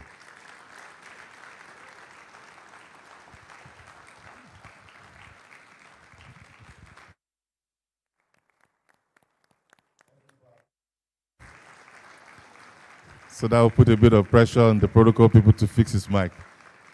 You're welcome, sir. Good morning, everyone. Good morning. Let's do that again. Good morning, everyone. Good morning. And happy Workers' Day to each and every one of you. I want to start by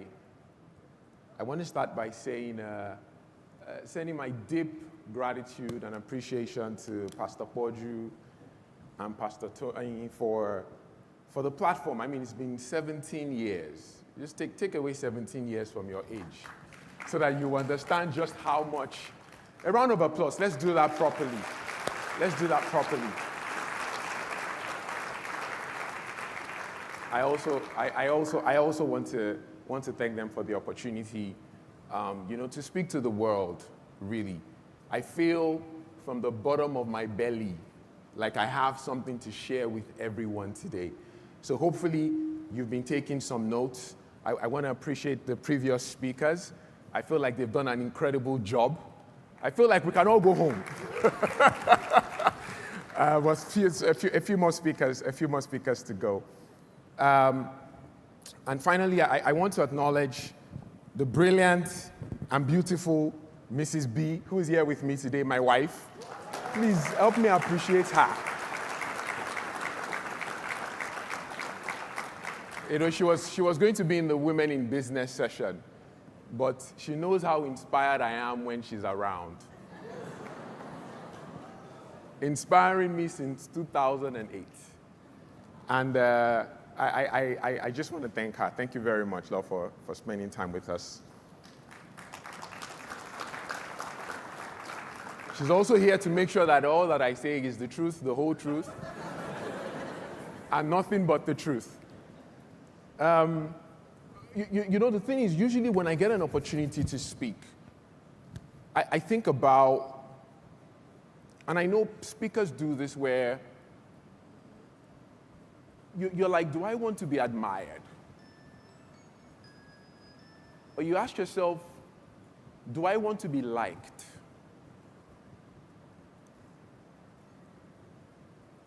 And none of those two things mean anything to me today. Maybe the like a little bit. The most important thing is I want to be heard. And I want you to consider the thoughts that I share with you today. And I want you to put some of them into action. So that when next we run into you, you can say to us, oh, there was such and such a thing that you said, and I applied it, and I can see the results. So I'm hoping today that I am heard, that I am clear, and I am understood. Please permit me, let's say a quick prayer. Father, we thank you. Build it. So I want you to take a moment and actually ask yourself, what do you see? When the word wealth comes to you, when it's spoken, what do you see? And I want you to take a few seconds and actually write something down. Write something down. If you will, please. What is wealth?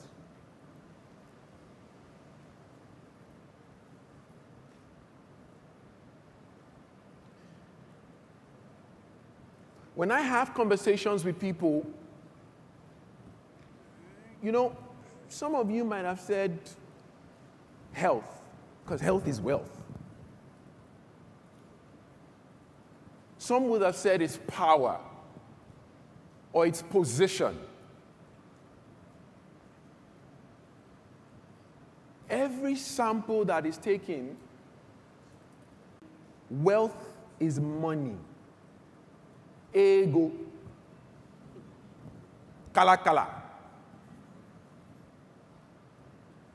And I think that we've stereotyped wealth. Because none of that is wrong.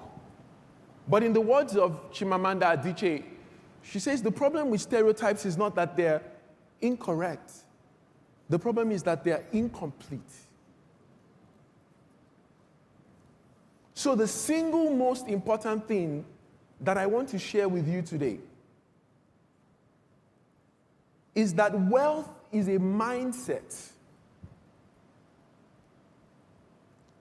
that produces action, results in a skill, and it impacts the world. Let me say that again. It is a mindset. And that is why you can see that there's people who win the lottery and they go back to being broker than they were. Because they didn't have a mind that had the capacity to hold the wealth, to retain the wealth. So the question that I want to put to us today is, do you have the courage to think about wealth as more than money?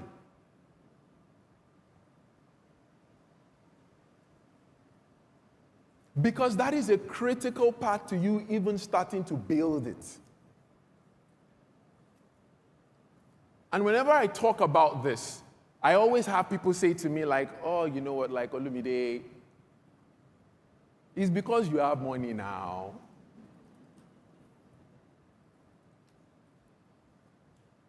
In 2008, when I finished from the prestigious Obafemi Awolowo University, he left it out, it was there.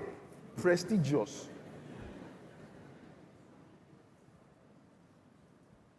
And I was looking for a job. And I want to cut the long story short. Eventually, I landed an offer with one of the big software companies in Lagos. I can remember talking to the MD at the time, and he also had finished from Ife many years before me. And he said, I really like you. You're a guy that you understand tech, but you can also sell. By the way, everyone is a salesman, just so you know. You are all selling something. He said, you're a salesman. So made me an offer, and I was looking for a job that they could retain me. And at that time, the salary was 120,000 naira a month. In today's money, it's 550,000 naira. So I'd gotten the offer and I was excited. But then I was posted to a place called Nokia Siemens, NYSC. And for those who are in other parts of the world, it's a compulsory one-year program that you do after university. So I ended up in Nokia West Africa, which was the mobile phone business, not the network business. And one thing led to another, and then I was in a room with a man, Manoj Changrampati, amazing manager. And he asked me questions. It wasn't even about tech. It was about music, and then he made me an offer for a job. I remember I already had system specs, 120K. And he said, how much do you want to earn? For some reason, I said 50K.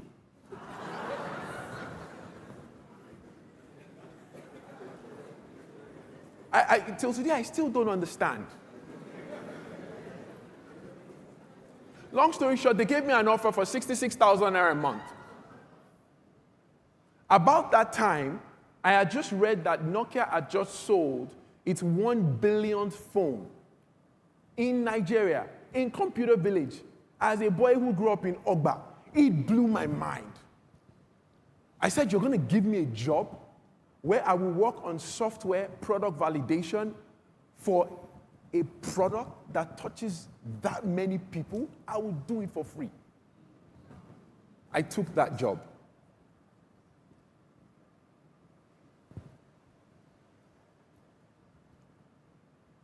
I want to talk about mindset today.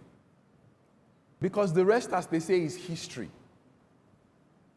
I was 28 and I was the youngest chief marketing officer of any global company at Nokia.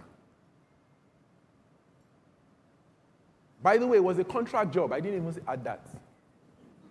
So I left a 120K full-time job for a 66K contract job because I was not thinking about money.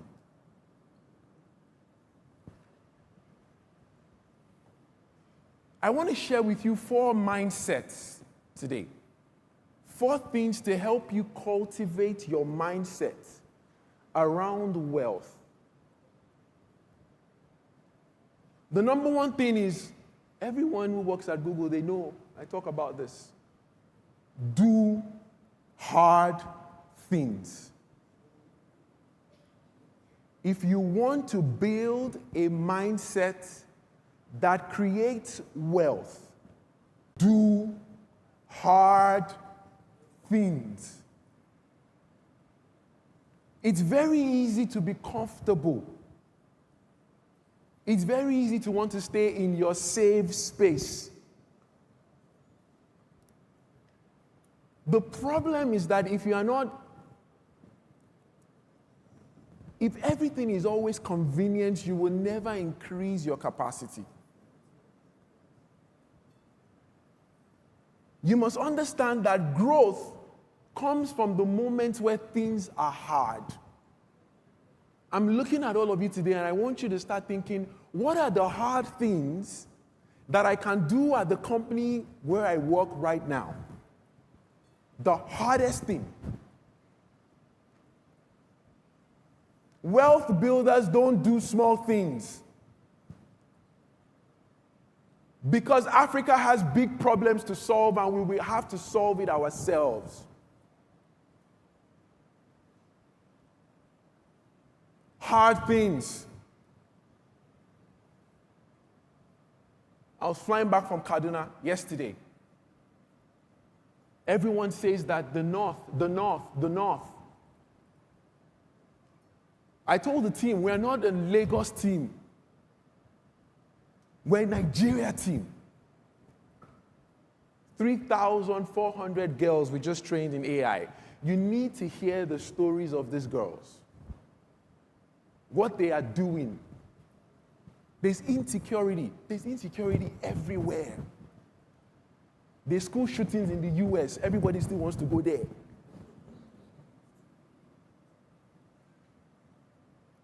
We have to solve problems. And we have to be ready to do hard things if we have to solve those problems. Because I have news for you. Nigeria needs you. Africa needs you. You know, I talked about money and wealth. The problem is that when we go into companies, everybody goes to extract. And we point at leaders and we say that the leaders are not doing the right thing. And yes, you do have a point sometimes. But Albert Einstein said that you cannot fix a problem with the same kind of thinking that created it in the first place. Extract. So you work at a company, extract. What problems are you solving today? It's not my job, oh. That's not what they brought me here to do. If you do not do more than what you are paid to do, you will never be paid to do more than what you do. Let me say it again. If you do not do more than you are paid to do, you will never be paid for more than what you do. When you do hard things, you build resilience because you are going to need it. Things will not work all the time. I had a manager that told me, Olumide, you have 10 ideas, only one is going to be taken, and I'll go for that. I'm here for that. Small, consistent efforts over time lead to significant results. So you build resilience, you build a problem-solving acumen, and also you build confidence. So do hard things. If you're finding it difficult, break it into smaller chunks. If you want to do something that's big, break it down and start gradually. Gradually. Take it step by step. Number 2 mindset. Number 2. Seek significance, not success. And I know you may say, Olumide, what does that mean? What's the difference? Significance is about making impact. Success is about personal gain. And there's nothing wrong with that. The problem is that you are never going to have sustainable happiness. It's just not going to happen.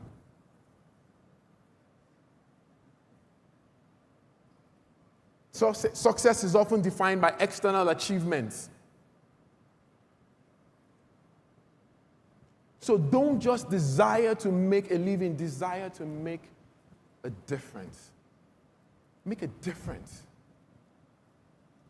I couldn't sleep because a girl who hadn't even gone to university is now building dashboards. I couldn't sleep. I told Bayo, my friend, Dr. Bayo, I said, how can we get more girls? That's what technology is about. I know people talk about Google. We have 250 products at Google, 250. We have 9 products with over 1 billion users. We have 3 products with over 3 billion users. There's 7 billion people on the planet. But that's not the cool stuff. The cool stuff is the stories behind what those products do. And that is why I do what I do. That is what gets me out of bed in the morning. What gets you out of bed in the morning? Other than the paycheck. Find it.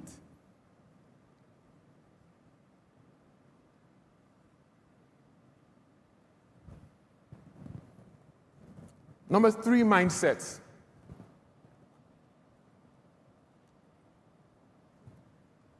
Have a mind to collaborate, not compete.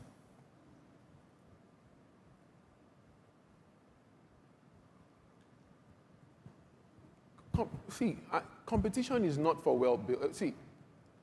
A well-builder is somebody who is looking for other people like him who are going in the same direction to the same destination, thinking about how they help each other accelerate.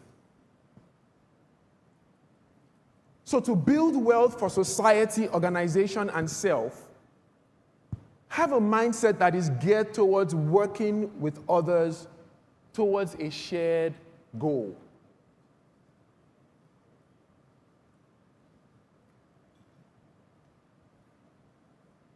I turned on Twitter, and then 2 people are fighting. I'm not going to call names. And I thought, this is not good for us. Collaborate. Who can you collaborate with? What company can you collaborate with that's got the same vision, that other than money, that you can accelerate each other's efforts? You combine expertise to deliver solutions, innovation, and execution. Think about what you are not great at that the other person is great at. It was wonderful to see Gbemi share about coaches, and I loved seeing women there. I really want women to help more women. I don't want to break any table. Collaborate. Work together. You are going to need it. It's a tough gig. When I get my products team in country, and I'm doing, the first thing I tell them, I said, I'm Africa's #1 seller, but Africa is hard. I'm not gonna, it's hard. But it's hard for a reason. It's hard because there's a lot of impact that's yet to be made. How excited are you about that? But you're going to need people that when it's hard, you can work together, encourage each other to come through the tough times. There is a lot that you can achieve when you are not thinking about who gets the credit. Let me say that there's a lot you can achieve when you are not thinking who's going to be in the spotlight. Because if you're about impact, what does it matter? The stories is what you want to see. You don't have to be in the limelight.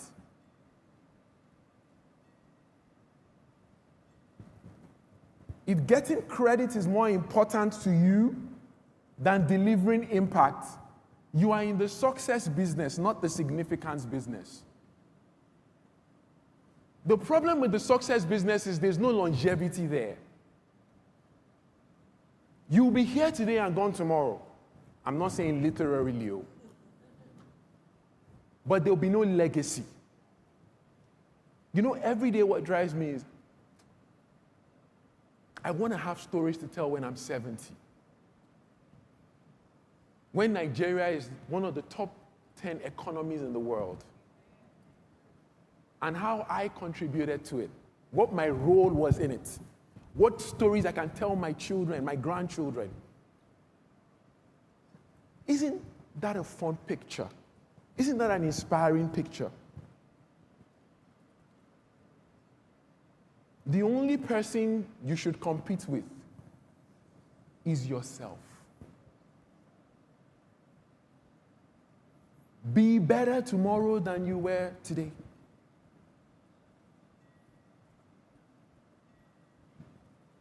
And maybe the problem statement. You're competing against the problem. We're competing against gender inequality. We're competing against non-inclusion.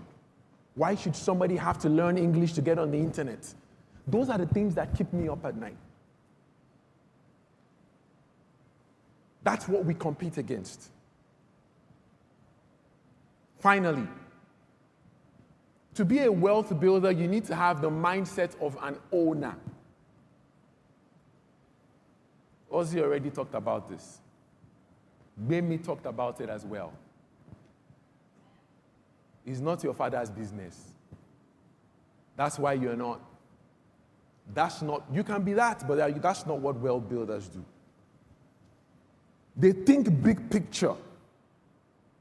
Nelson Mandela once said, there is no passion to be had playing small. Big picture thinking. They manage company resources. Every money that is spent, they think about it like it is their own. You have to think like an owner. They're always thinking about the customers that they serve and how they can improve that. Do you know that a satisfied customer is no different from an unsatisfied customer? Research. Customers want you to exceed their expectation. So you have to be thinking every day about how you solve problems they don't even know they have. Hey, you have a problem. Hey, I have the solution. Impact. The value will, the money, the least, it will come. It's only a tool. It's not an end. To senior level managers, very quickly, I wanted to do a census at the start, but I skipped it. To senior level managers, I want to talk to you.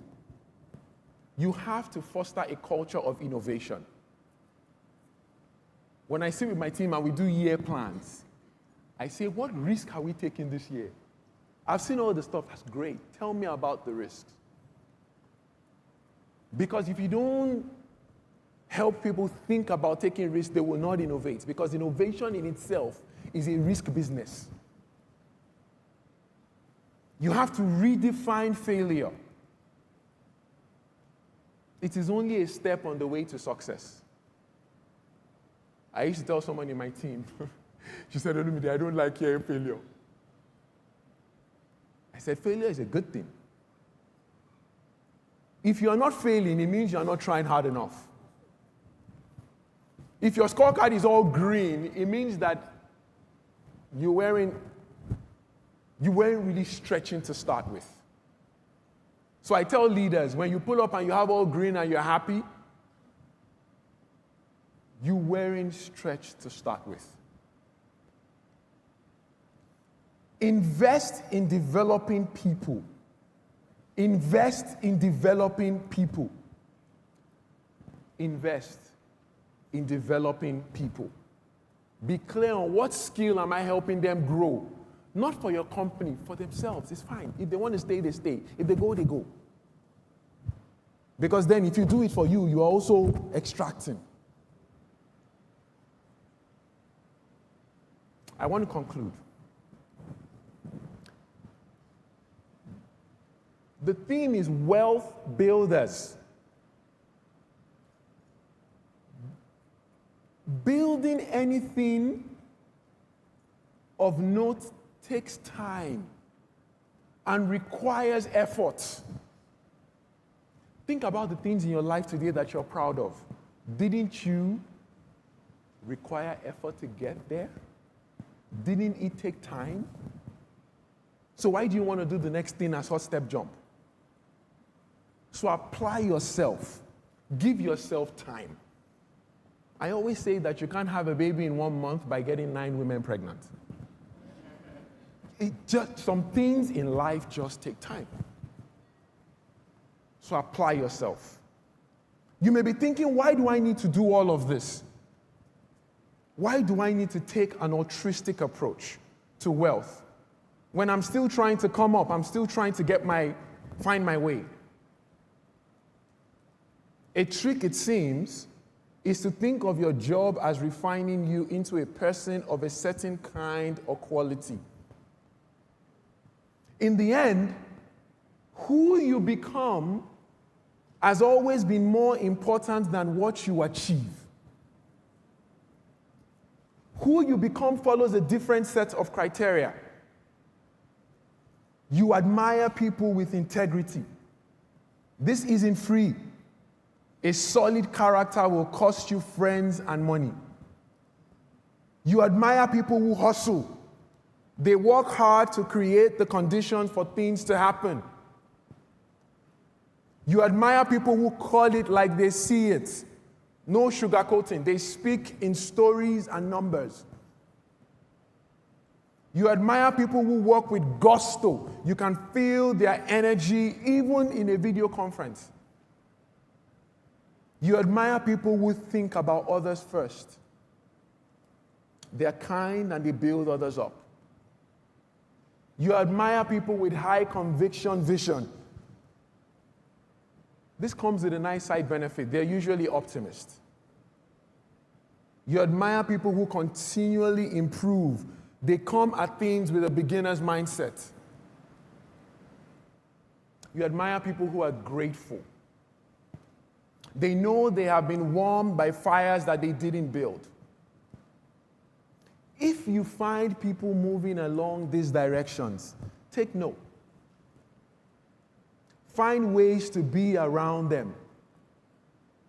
And remember, true wealth is not just about what you or the company achieves. It is much, much more about who you become. Thank you very much.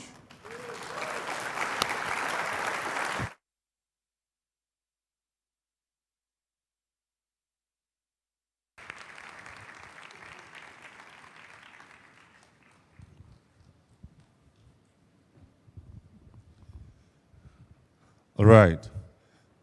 Now this time, put your hands together for yourselves.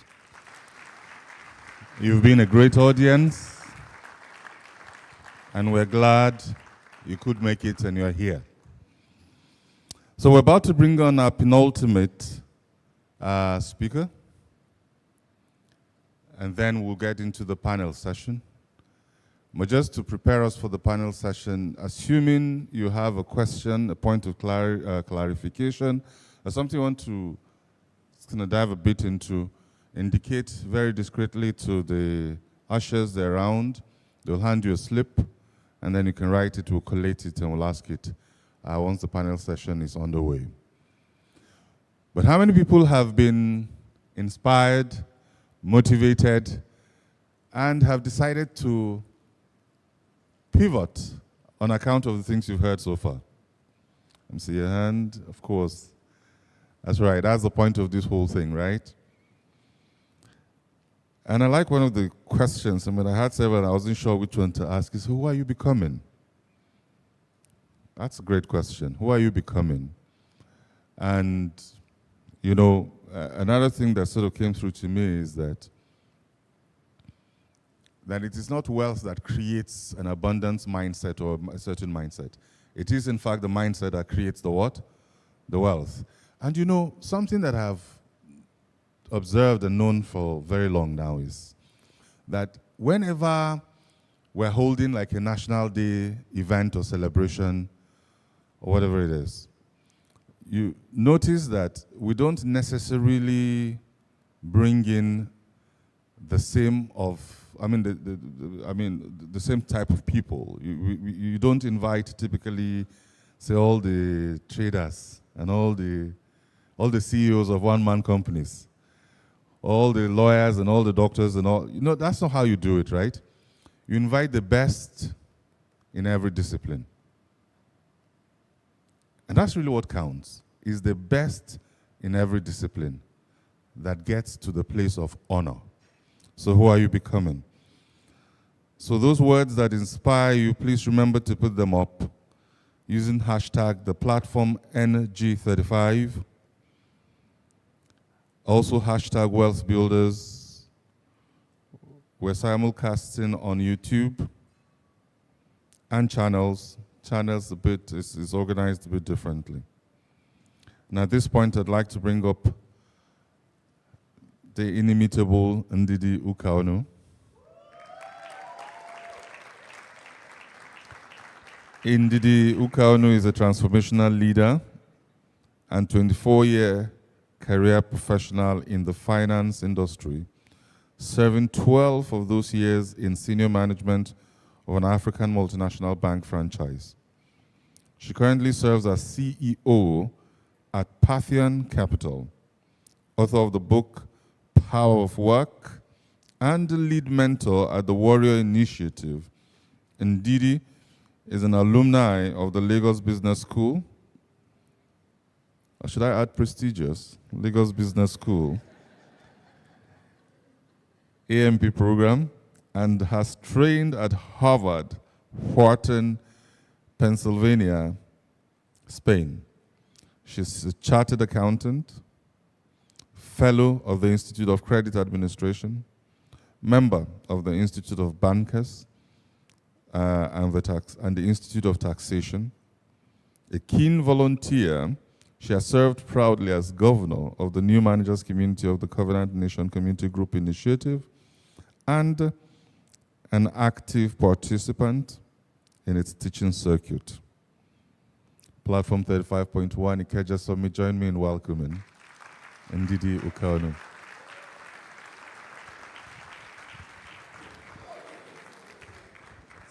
It's okay. Olumide said you do the hard things. Hello, platform. Really excited to be here. Truly, truly excited to be here. Especially our first platform Intraprenuerial Summit. And we have to thank Pastor Pojo and Pastor Toyin for the brilliant job that they continue to do with this nation. And now they're putting the spotlight on not just entrepreneurs, but on intrapreneurs. Beyond the Intraprenuers, beyond Pastor Pojo and Pastor Toyin, I want to salute the team behind the platform. 35 editions. I expect your applause to be louder than that. 35 editions. And what is so beautiful is how they pull it off with excellence each and every time. We salute you. So it's an incredible honor for me to be invited back to the platform. And truly, I don't take it for granted. This is an incredible stage. This year, we saw the theme, Wealth Builders. And what this did for me was to bring top of mind some of the conversations I had been having with myself that I would not dare voice. But guess what happened? About, in the space or span of about a year, one of the questions that I asked myself privately, someone asked me openly. Laugh, because I'm about to ask you the same question. And it just seemed to open a gusher. So I want to open your own gusher. Okay? Where is my pointer? Okay, does this work? Okay, there. Is Japa a product? Let's go. Before you start to think and say to yourself, how dare you? How dare you suggest this? We need help with this, please.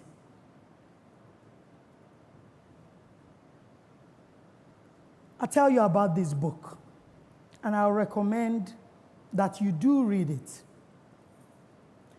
The Mystery of Capital by Hernando de Soto. This book was published in 2000. I happened to read it about 4-5 years ago. But the summary of what he says to me is captured in this picture.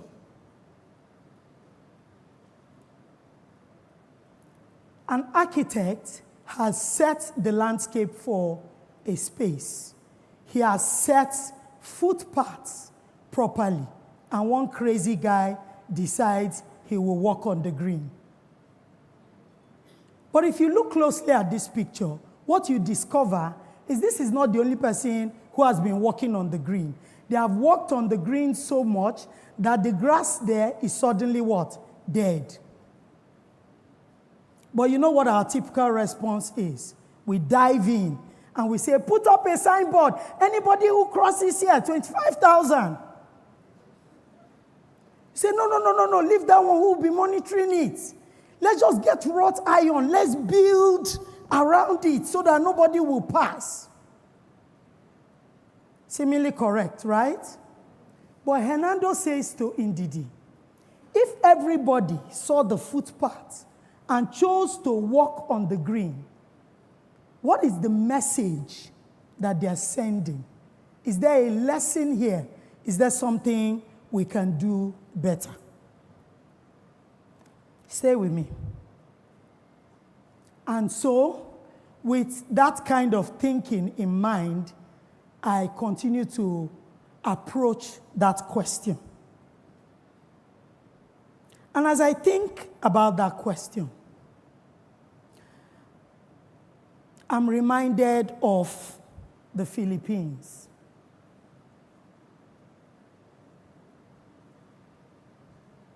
That's a country that experienced Japa. 160 million people, about 10% of their population in diaspora. $38 billion annually in remittances. Remittances are essentially the money that your people abroad send back home, and it's part of what helps development, contributes to your GDP. But this is what is very interesting about the Filipinos in diaspora. Their area of concentration is the nannies, domestic help, nanny nation. They rank 4th on the remittance table. And then I'm still thinking, Hernando says, disrupt your mindset. And then I confront India. India's Japa problem, though widely known, or problem if you still think of it as a problem, it's not as bad as the Philippines. India barely has 3-4% of their people in diaspora, 1.4 billion people, 32 million estimated in diaspora. Number 1 for remittances, $125 billion going to India every year. And what are these guys known for? Tech and medicine. So if you know a lot about the Indians, you know that they own the medical space, the NHS in the UK, correct? A lot of what people don't trace back is, how did that come about? These people, like the Filipinos, they actually did transit into the UK, and if you remember, they started to own the corner shops in the town. And it is those corner shop owners that trained their children with a particular preference for medicine, and years later, what did we find?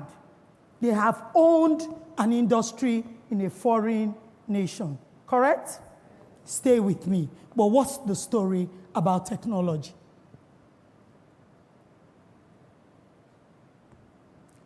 The story about technology for India started in 1950.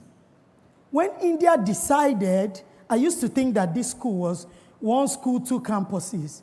The Indian Institutes, with an S, of Technology, decided to designate schools that were focused on training for engineering and technology.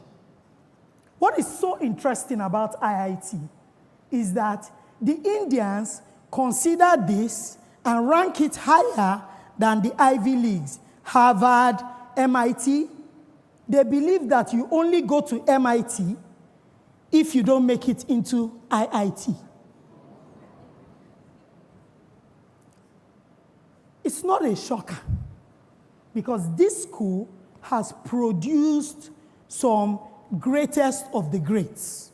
The current CEO of Google is an alumni here.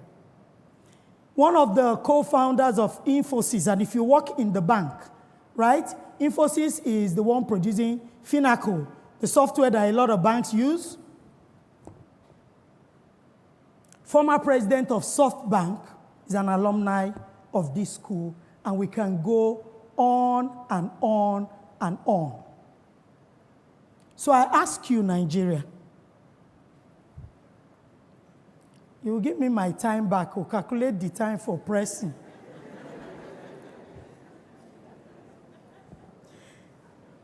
So I'm thinking, what then is Nigeria's strategic advantage? What can we be deliberate about?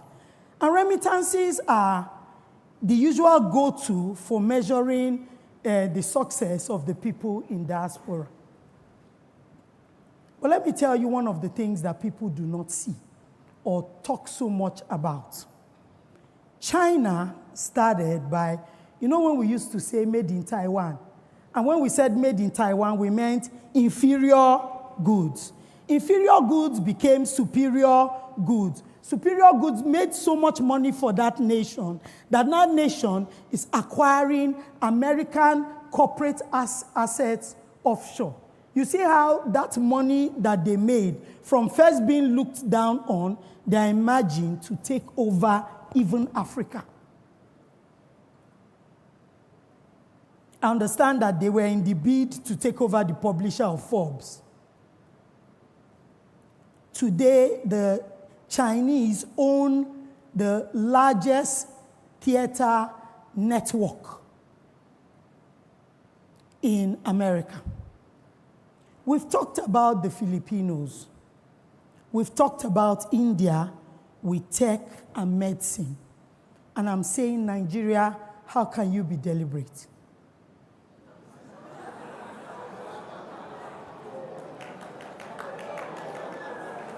Easy, easy, easy. It's not what you think. It's not what you think. It's not what you think. Okay, so is Nigeria Arsenal? Is Nigeria, you remember when Arsenal used to take these young boys and train them, and everybody would come and buy from Arsenal, and they were never winning a trophy. No, Pastor Kwaji, here, let's use Liverpool.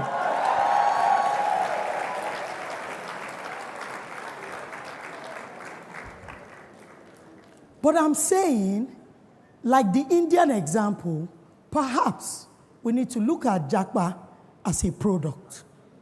They built this technology thing knowing that their people would travel, but they understood long-term the benefit. Can we be a bit more deliberate about Japa and see it as a product? Behind Japa is Jakpada. And if we build the Jakpa product properly, Jakpada will come back if we become the training hub and train the people who are left, and we have a good cycle. Maybe in the future, we too, like the Chinese, will start buying up half of America. But that's not the one that is bothering me today, really. There is a core, the impact that Japa has on us as a nation today. The center of most corporate organizations is brittle. You know, a lot of times we hear there are no jobs anywhere. Most people outside, young people will tell you, I cannot find a job, I have been trying. The people within organizations will say, we cannot find people.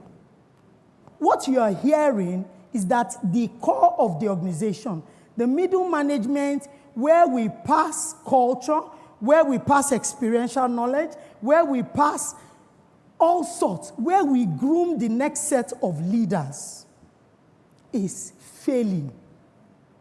And we are not churning out as we should. But guess what?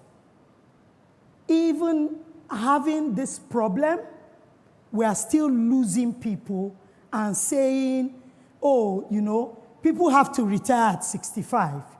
We already have a problem, and then we're letting people who could address this issue exit the system. Let me position this properly for you. Do you realize that major corporates today are responsible for over 40% of your nation's GDP? If this breaks, we're in trouble. So, indeed, what are you then saying? What can we learn from Intraprenuers? Okonjo Iweala, one of Nigeria's more celebrated finance ministers. She's 69 today. At about 66, or she'll be 70 this year actually. At about 66, 67, this woman battled to become the CEO at the World Trade Organization. Colonel Sanders, that's the gray-haired gentleman, is the founder of Kentucky Fried Chicken. How many of us know that brand? All over the world. He founded KFC at 65. Mae Musk is the mother of Elon Musk. She is a global supermodel. She's currently about 72. Walked her first runway for Vogue at 67.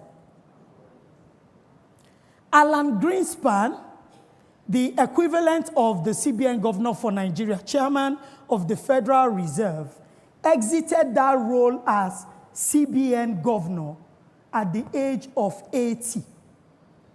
And then there's a picture there, and people want to ask me, is Pastor Kojo an intrapreneur?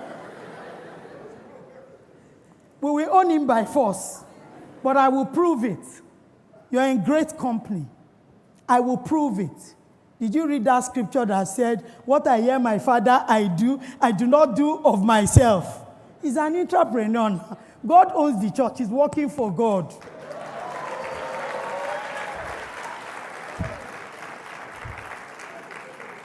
But let's focus on what we can learn. I think we've heard bits and pieces about the Covenant Community Group. Honestly, the next time they advertise it, join, oh, it changed my life, I have to tell you. It did. And I'm not promoting it because of the Covenant Nation. It is one of the most significant things, if not the most significant, that happened to me in the last 10 years. And I was asked by, and interestingly, he's here, my friend Bukumi. He invited me to speak to the Middle Managers Community Group on a topic called Career GPS. And that's how this model was created. I will speak quickly to this model, and then we'll rush to round up. For the benefit of the people in the room. So your career really is in two halves. What is very strong about this model is your first half, my dear, you are a sower. The way people dive in to go and take money, somebody has spoken about it today, want to chase? No. You are sowing to reap. You are getting more from the organization than you are giving. Calm down. And in the next half, you are dictating your pay because the organization wants the skill that you have.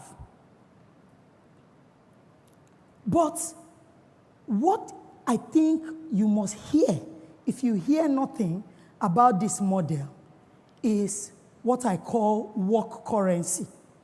We often go to work with the sense that we go to exchange skill for money. It doesn't quite work like that. Especially OC said it. What do you have to offer? At the entry point, you don't have anything. What you have is humility. You exchange, I mean it. You exchange humility for skill. You exchange humility for skill, and then skill for money. And Adam Grant, the celebrated behavioral psychologist, he says, nobody came to take your self-esteem. Humility is just awareness of your strengths and your weaknesses. But very importantly, the first rule of improvement is you recognize room for improvement. So take note of that, and then we continue with our model. So today I want to focus on you can see what is blinking. And I want to challenge some stereotypes. Our career is in two halves. The second half, we think of it as sloping down into retirement. But the truth is, retirement is not a must. It's a choice. We sell it like it's a must. But the examples I have shared with you, all those people, maybe except Pastor Koju, would have retired by the time they founded anything. And so we will not have Kentucky Fried Chicken that we have today. We will not be enjoying certain things that we're enjoying. There are three things that are the possibility in your second half. Retirement by choice is fine. You can get to a peak and coast like Okonjo Iweala, who is still going strong. Or you can get to what you thought was the peak and realize it's an anticlimax like May Musk and just take off on a new tangent. And I'm not just speaking to the old. If you're young today, you need to start to take that decision. I've started to hear people say, much older people though, I will never retire. And that's something that I embrace. And I will explain why.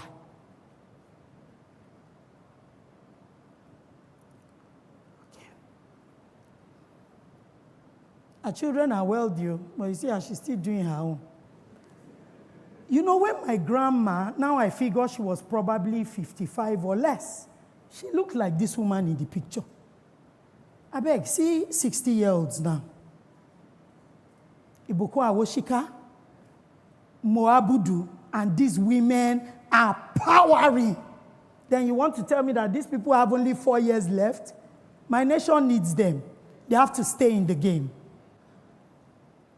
And when you think about it, you know, the more I researched this, it was very interesting what I found. Harvard Business Review. This one I will quote. People who are 65 or older now represent the fastest growing segment of the labor force, by far. Companies will need to think in creative new ways about how to engage these workers and make the most of what they have to offer. I don't think I need to add any commentary. It's Harvard Business Review. It's not me. But here is what indeed is going to say to you. Think about it. People are at the peak of knowledge, at the peak of experience, at the peak of skill. They will argue about disposable income, but they don't have new house they are buying. They finished training their children, most of them. So I dare say disposable income. And then look at the yellow line. We're about to exit them from the workplace. I think these are our new generation wealth builders. New generation means the dispensation in time. It has nothing to do with your age at the point in time. So, what do I say to the people who fall in this bracket, who have been saying to themselves, what have I done with my life? I'm about to exit the scene. I say, no, your nation still needs you, especially now that Japa is almost breaking the middle. Transcend and reinvent. That is how you stay relevant. Data still supports my point. And I hear these days that 30-year-olds, 30-plus-year-olds are crying that they've not achieved anything in their life. I don't understand you people. At 30, you probably have 40 more years. Okay, I agree, right now you have not achieved. But I'm saying to you, there is still more to do. Nigeria's KFC still needs to come out. And data says to me that startups, the age of the average startup founder is 45. Now, these are startups of the fastest growing companies. And the older entrepreneurs are more likely to succeed when they set up a business. You've taken my slide. I can't see it anymore. Okay, so you're looking at the right thing. So, you will find value in your second half. Don't collapse. Next slide, please. You will find value in your second half. Don't collapse. And why is that? Even, I'm always quoting Maslow, right? Maslow, after his death, additional work was published where he moved the peak of the pyramid from self-actualization to self-transcendence. And what is self-transcendence? And I think Olumide was speaking to this when he spoke. It is when you start to walk where your life is making meaning for others, and it's no more about you. As I begin to close, I want to pay ode to Molade Fasheru. Molade was my colleague. Molade's funeral was a master class for Ndidi. Molade passed at 46. But at her funeral, then it emerged that Molade had created something she called the Grace Ladies Initiative. And she was impacting women all over the world. I had been invited to speak there once, and there were women from America, Canada, London, everywhere. Molade personally took over an orphanage and catered for the children till she died. We only heard these stories after her passing. So what am I saying? You don't want to wait till you're old to start to exercise this transcending mechanism. Work has provided that opportunity. Start today. And finally, people say to me, oh, Ndidi, what are you, should we be working? We should continue working until, what are we making money for? I mean, you're finished training your children, then what next? And I say to everyone these days, I'm living a lie. I'm living for legacy. I'm living for impact. I'm living to be an example to my children, and by extension, everyone who calls me mama. You still have so much to give. An African proverb says, the time a man wakes up is his morning. So if I have spoken to you today, regardless of your age bracket, if you're one of those people who've been mourning what is not lost, you are exiting the work scene when you still have so much to do. Permit me to say to you this morning, wake up, it's morning. You are the one who says it's time. You are the one who calls time on yourself and nobody else. Thank you.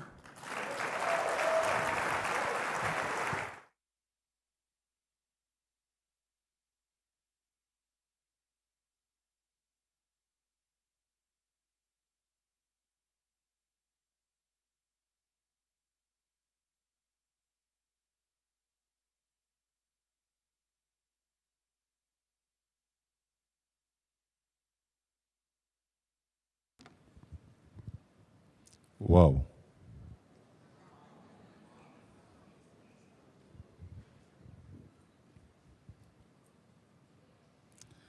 Very many interesting detail points.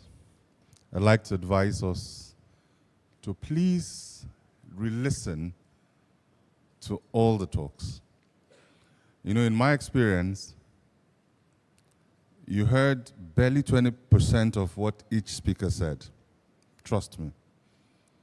Even if you're in this room or you're listening online, you will be amazed at what you didn't hear when you listen to it again. And that is how the lessons, the nuggets, and the things that have been shared will stay with us. And thankfully, the recordings are available for free. When you go on, and I believe just trying to pull that out now, when you go on YouTube, the platform NG, and I believe that channels would probably have something on their YouTube channels as well, where you can listen and re-listen to this. The data points that have been put out by Ndidi are very many and very powerful. How many of us in the room know that as of today, India is the 5th largest economy in the world, by GDP? They've shot ahead of the UK, which used to be their colonizers, same as us. So colonization is no longer an excuse for us to be where we are and to remain where we are. And the engine for growth for India has largely been what? Outsourcing. And somebody asked a question, how did the outsourcing gig miss Nigeria? There's a difference, and and we can make up our minds, and I like the models that have been shared. Indeed, it could be that, there's a model by which you're exporting services as against people. Because there's no river on earth into which we can empty 170 million Nigerians, or 200 million Nigerians, or 130 million Nigerians, depending on what demography you're calculating. Yeah? So we have to think of another model that engages our talents, our potentials, and the opportunities that we present, and to be able to take that even into the market. But just before I bring on our last speaker, I'd like us to do something special. And that is to give a standing ovation to the convener of the platform, Pastor Kpoju Oyemade and Pastor Toyin Oyemade.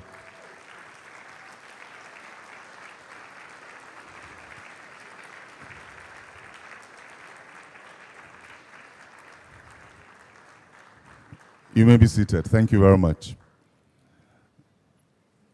For some strange reason, as I listened to everybody speak, I just asked myself, how does he do it? You know, choose the people, select them, put these things. How does it? I mean, I have to say that even though I've heard the term and expression intrapreneurship before, but I have never really seen anybody focus on it as a concept, and especially now in the manner in which it has been framed as wealth builders. And yet, that is a critical component of wealth creation and the journey that we go through. And we're very grateful, sir and ma, for the things that you have been able to do. So on that note, it is my pleasure and my privilege to receive the last but not the least speaker for this afternoon now, and that is Folake Soeton.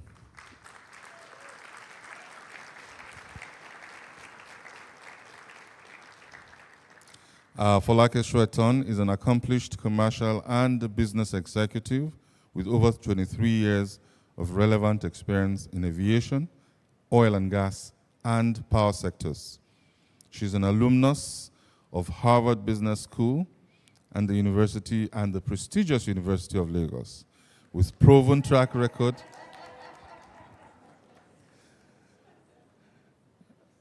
with proven track record in business transformation, management, leading cross-generational teams, and mentorship.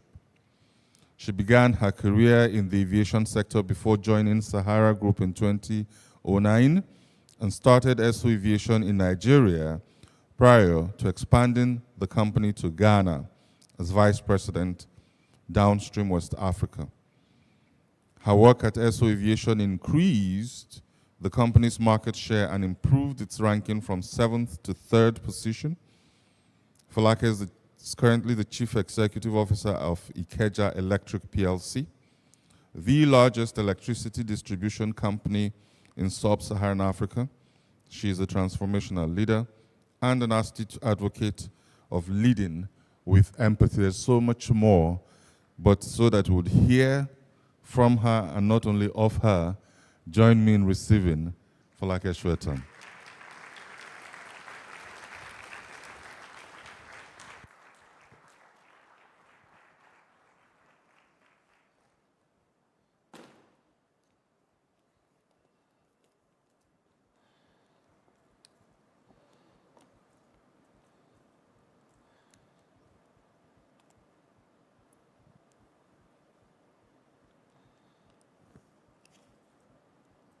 Good afternoon, everyone. Oh, I like the clap. Thank you. Please clap for me. All right. It is indeed my pleasure to be here today.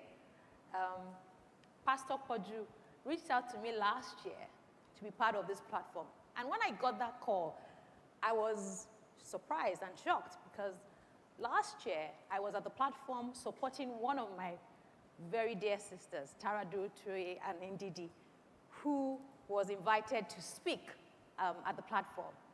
And I thought, wow, what an audience, what an opportunity to impact. So when he called me, I felt deeply honored. So I want to use this opportunity to say a big thank you to Pastor Kpoju and Pastor Toyin for inviting me to speak and share some of my own experiences on entrepreneurship. I would also like to thank and acknowledge the different speakers that have spoken before me. I mean, you must agree with me, they did a fantastic job. The problem, however, and I said to OC, is literally everything I'm about to speak about, they have touched on. So I'm thinking, and I'm sitting down there and cross-correcting, and that is actually entrepreneurship. What am I going to do differently? How am I going to match or recreate some of the things they've said? I was going to say, one of the things that I know they said, and I thought, oh God, I looked at my team member. I was going to say, you know, there's a saying that says, because I've gotten that a lot of times, is it your father's company? That I was going to say that, and it was supposed to be my icebreaker. Being said, right? I also thought, oh, when I saw Pastor Kojo walk in, I would ask everyone to get up and clap for him. That had been taken as well. But I'm just going to go into it. And what I'm going to try and do today is talk to you about entrepreneurship. But I'm going to look at it from the perspective of encouraging middle managers and senior managers to try and ensure you understand the importance of entrepreneurship, and then you take the responsibility of creating entrepreneurs in your organization. So, my slide moving. Okay. If you look at this slide, what do you see? Does anybody recognize anything in this slide? Please, can somebody just shout? What do you recognize? PlayStation.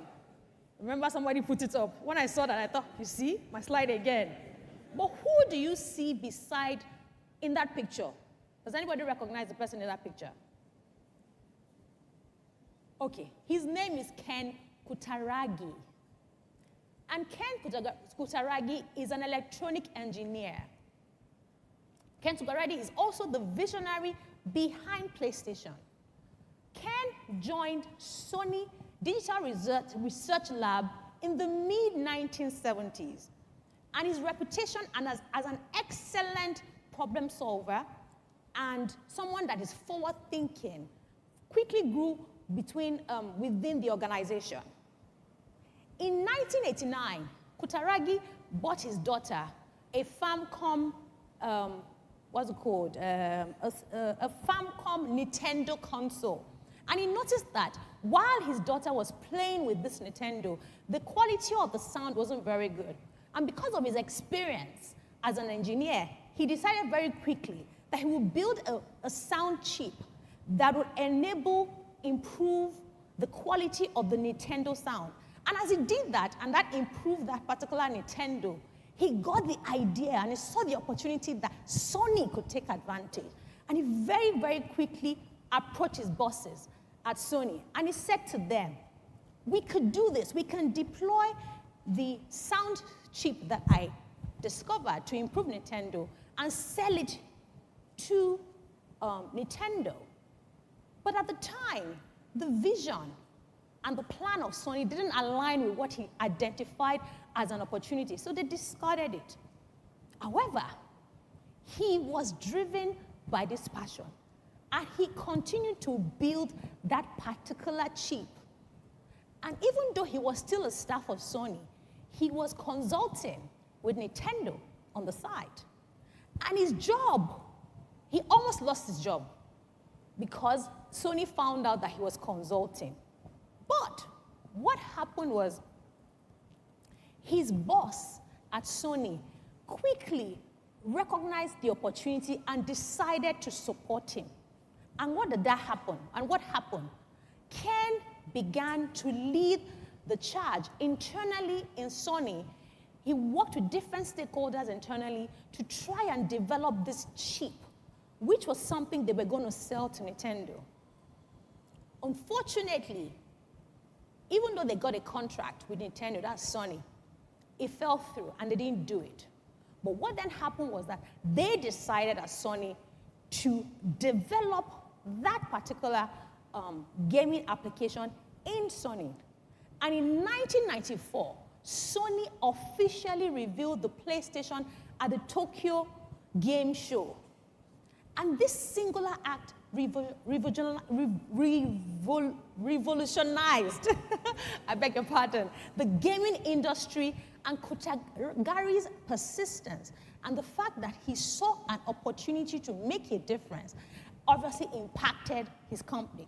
So let me put that in context for you. As at 2022 financial year end, PlayStation 5, PS5, as you all know, delivered 26.9 billion in revenue. And they had, at that time, sold about 19 million units of PS5. The PlayStation hardware sales contributed 31% of Sony's total earnings for that particular year. As at March 2023, a total of 38.4 million cumulative sales had been made of PS5. Just process that. He's a staff. He eventually obviously grew to become the chairman, I think the CEO of Sony. But how did he achieve that? What are the lessons here? There are many lessons you can take from here, from a Kotaragi's perspective, from the middle manager or senior manager's perspective, from the corporate organization's perspective. So some of the lessons I thought I would share. It is important that we think beyond our industry norms. Innovation often lies in intersections of these cross-disciplines. It is key to believe and be resilient and have the spirit of conviction, because sometimes that persistence and conviction usually turns skeptics into believers, which we saw in this particular case. It's also important to promote interdisciplinary collaboration among our team members, because you never know what we see and what I have seen in my own experiences. Great ideas usually come from diverse minds. So it is important as middle managers, as leaders, as senior managers to create an environment that encourages that. And lastly for me is to also see the importance of calculated risk with regards to being able to drive innovation. Is very key. We should not be afraid of disruption. In fact, we must embrace it. Very important. See, I don't like this slide thing. Okay, I've even jumped. Okay, I'm just going to speak. Thank God I have the paper here. So, it's important for us to understand again what is entrepreneurship. And I'll just say it like this. Imagine today, you're working in a company, but you have this really brilliant and cool idea that you think will really make a difference or even make things better. But you are not the boss. But you decide to act like one on this particular idea. So what do? You decide to take charge. You decide to identify the different people that are stakeholders within your department or your unit or other departments. And you meet with them, you sell the idea to them, and you start to drive collaboration amongst these different stakeholders to come up with, to at least deliver on this idea. That, in essence, is entrepreneurship. Because what you are doing, literally, is trying to develop an idea, even though it is not your organization, you don't own a company, but that idea would make a difference to the performance and the activity of that organization. So when I think about entrepreneurship and intrapreneurship, they're literally the same thing. The only difference is that the entrepreneur owns the business. With entrepreneurship, you are doing it within the organizations. And there's certain skills that come to mind when I think about entrepreneurs. They're disruptors. They are innovators. They are solution-driven. They think of value. All they're processing and thinking about is value. How can I make a difference and how can I add value? When Olumide was speaking, he spoke about how he took a pay cut to make a difference or to solve a problem. We've heard about care today, and that is what is driving you to make a difference. So, what is the value of entrepreneurship today?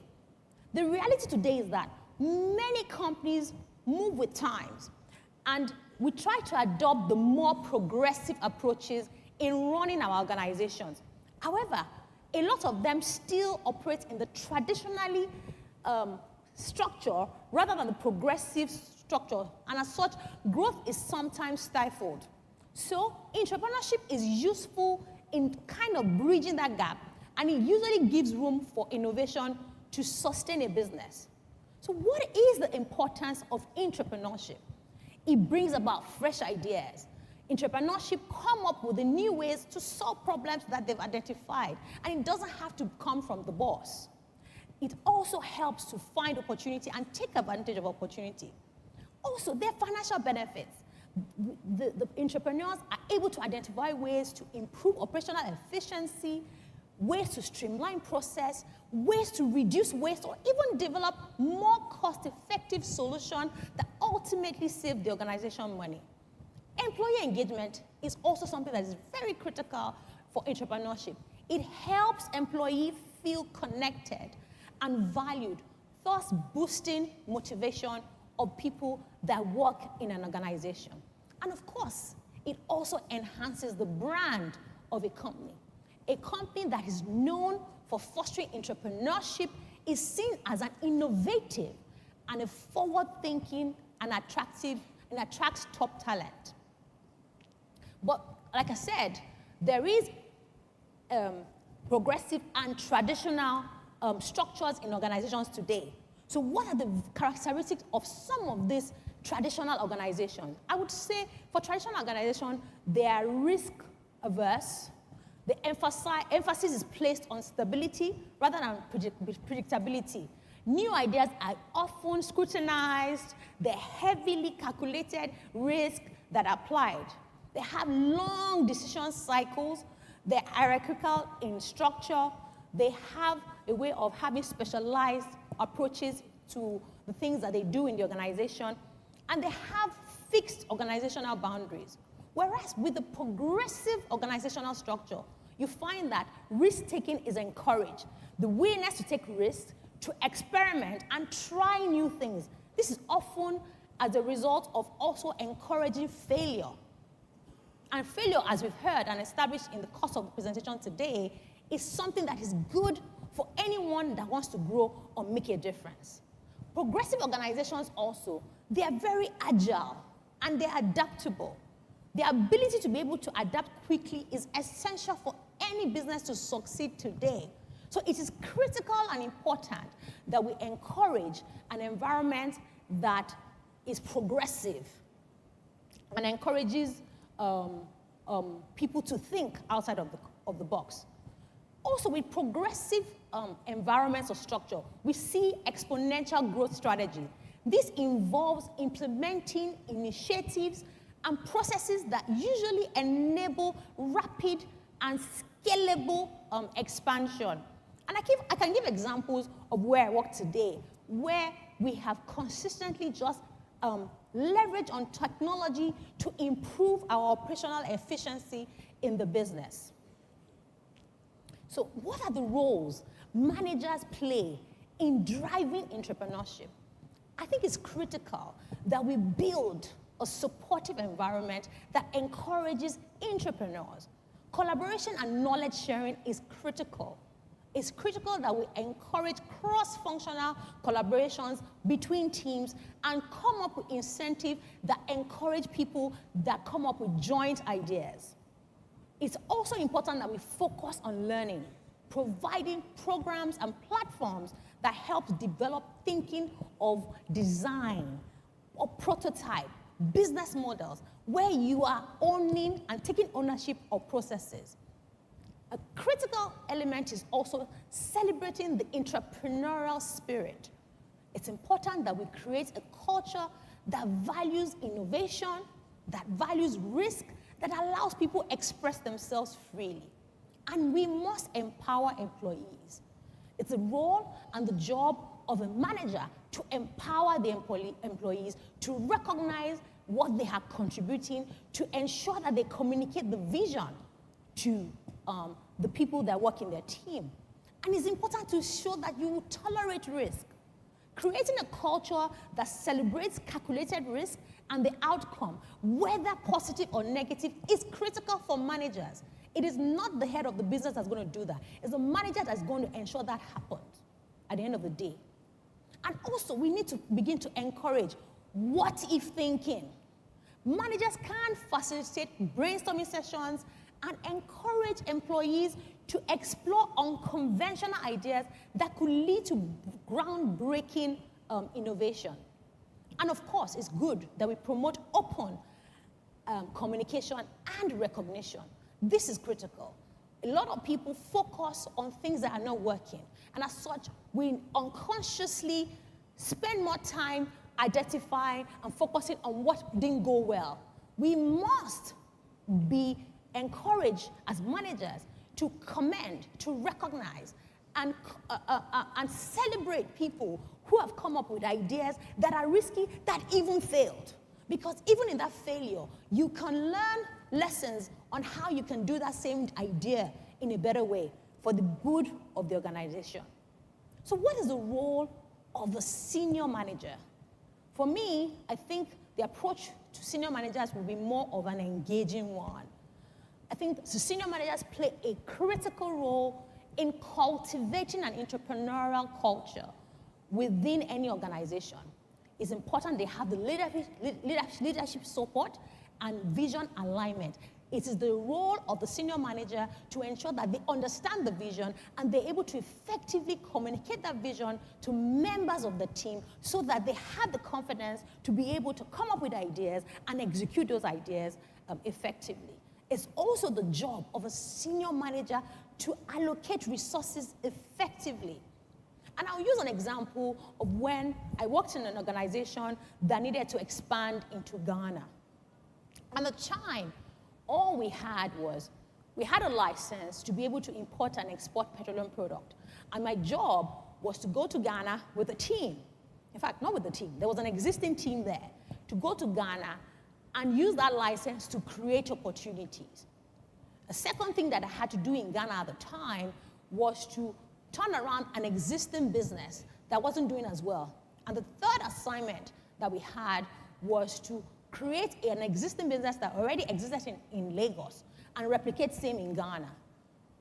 And what did that do?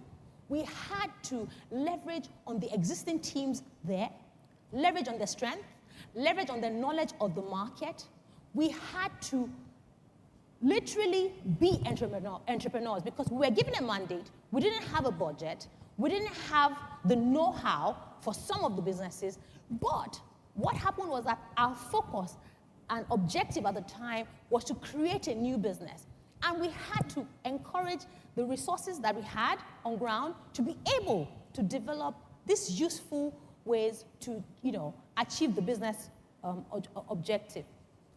And the reality is that I have a team member today in that same group who has left the organization but has also created another business. So the point of this is that when you're working as an entrepreneur in an organization and you're taking that organization as though it is yours, what you're doing is that you are developing capabilities to be able to actually start another business if you choose not to continue on the corporate line. So there is no loss. You are actually working for yourself. You are developing yourself. You are developing resilience. And the truth is that when you are an entrepreneur, you are thinking about creating value. You are thinking about solving problems. And what that does for you as an individual is that you will always add value and make a difference. And when you're someone that adds value and makes a difference, you will always be sought after, either in your organization. I told you, I have worked in my current organization now for 15 years. And in that 15 years, I have done 3 different types of jobs. I've worked in a business that was selling aviation fuel. I worked in a business, and that business just needed a turnaround. From that experience, I've gone into the Ghana, which I mentioned, where I had to create 3 new businesses with the team. Today, I am working in the power sector. And as you all know, that is a very difficult sector. But you know what? I'm smiling and laughing because all the lessons learned as I was working as an entrepreneur in Ghana, where there was no license. We had a license, but no resources. At the time I was working in Ghana, right? Ghana, when I had that license, we had a business that was selling petroleum products. We used to buy our products in dollars, but we're selling in local currency, CD. What is happening in Nigeria now was happening then. So this CD was devaluing as Naira is devaluing then. And we're not selling the products on cash, it's on credit. So you sell the product for 30 days, it takes 30 days for them to pay. So at the end of 60 days, you are in a hole. How do you come out of that? I'm not the owner of the business, but I'm tasked with the team to come up with creative ways. But what did we do? We had to use the license we had to be able to find other businesses that can mitigate the loss that we were experiencing from that particular transaction. And that's how we went into the Burkina Faso of this world, Guinea Conakry, who were people who wanted to buy petroleum products in Ghana, but they're willing to pay dollar. Now, this is not my organization. Everything that we did in that process, if I had my business, would I do it differently? No. Would the team do it differently? No. One of those team members today has her own business. She no longer works in the group, has a business that is doing exactly the same thing as the organization. Where did she learn that from? Where did she learn the skills to be able to have the audacity to create a business? From working in that group. So I guess my message today is entrepreneurship is a good thing. It is not about you or the organization. So when they say, is it your father's business? It is actually your business. Even though they didn't give you shares, because you are developing yourself. You are working for yourself. You are developing skills that can help you survive either in corporate or as an entrepreneur. You are developing skills that help you in your day-to-day life. So for me, I'm a solutions person. As I'm sitting down here, every time I'm thinking, what's plan B, plan C, plan D? I told you I was sitting down there and cross-correcting, okay, what's next now? What am I going to do that will be different? Because everybody has spoken about what I want to speak about. So the point is that, and my message is, entrepreneurial skills, it is for you. And if you understand that it's for you, you will stop seeing the limitations of they're not paying you well, or they didn't promote you. See, upon all your job, all the jackie you did, they did not promote you, or they did not give you a bonus, or you don't have a car, or they did not recognize you. No! You are the one that is being developed. And you are the one that is also getting that growth. And as you're getting that growth, your organization is also getting benefit of that growth. I see my time is going, so I'm going to very, very quickly run through the slides. So, I just have this slide that I want to show us here. And I just have some questions for us to look at. And in this short slide, what I want us to look at as business leaders, as senior managers or managers, right, is, would you say that if you look at your organization today, can you move to that slide? No. Yes. So look at this slide. Are there things that you do today? Any of these things, do they resonate with you? How are you with regards to new ideas? Do you enforce cumbersome approval mechanisms and rules in your organization? Do you treat problem identification as a sign of failure? Do you want to control everything as a manager, as a senior manager? Do you plan reorganizations in secret? Do you keep tight control of information and delegate unpleasant duties to your inferior team members or to your team members or your junior team members? Do you keep tight control of information? If you have any of these things that happens to you today, it's a time for you to rethink and think of best way to be able to encourage entrepreneurship in your organization. So to reiterate, the importance of entrepreneurship in moving an organization forward is to emphasize the fact that managers at different levels can be a part of this, including the medium-level managers, the senior managers, and we must start from our area of influence so that together we will make a difference. Thank you.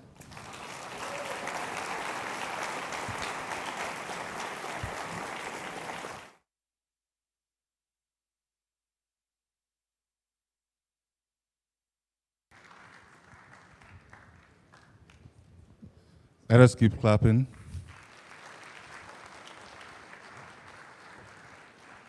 This is better.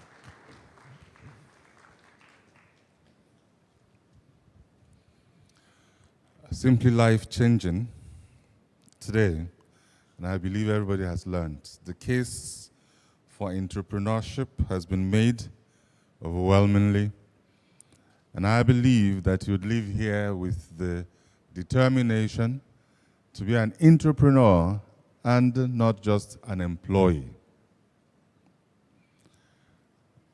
Is that so? Right.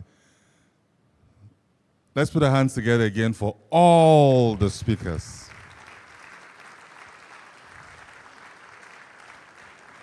For their time, energy, and by the way, if you listen to all the speakers, every one of them, you'd realize that the time they've given and the energy they've given to this endeavor is not only the few minutes spent here, because it takes considerable amount of time to prepare, to put this sort of thing out. And by the way, speaks to very eloquently to the fact that they're entrepreneurs. They produce from their spirit and from their mind. You know, again, in some life, I'm a lay preacher, and I can preach a full sermon around this. You know, says, if you're not faithful in another man's business, say, who will give you your own? Maybe a compliment thought around that is, the laborer is deserving of his wage. You see, good work will always attract reward. It does not matter whether you're called an entrepreneur or an intrapreneur. You know, the one for whom we all work is God, and he rewards good work. He sees it. You know, and let me leave you with a small nugget around that. And I won't give you chapter and verse, because this is not the place. But the model of the worker is God himself. We're told that in 6 days, he did what? He created. But what did God do in 6 days? He created value and he produced substance. He wasn't moving files. So that's the difference between productive work and unproductive work. All right, so remember, it's hashtag Wealth Builders. Are we still there? Right. And so let's put these thoughts out and keep those going. And so, just to save on time, we would be just taking this right through. And let us put our hands together even as we receive all the speakers to the podium. And I would advise that you use only this one. That one is compromised. So please, yes, use only this one.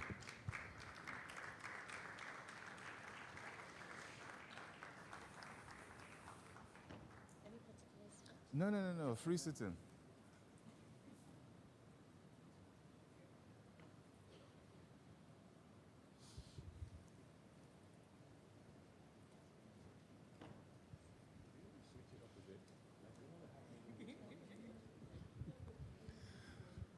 While we're at it, I'd like to thank OC and Mr. Balogun for keeping hope alive for the male gender. You know, once upon a time, this would have been struggling to find some gender diversity, but today we're struggling to find some gender diversity, just in the opposite direction. But that's also something for us to think about. All right, so just somebody remind me, how long is this particular session? 10 minutes? No? It's not 10 minutes. I'm looking at the clock there and it says 10 minutes. I'm sure it's a little more than 10 minutes, the panel session.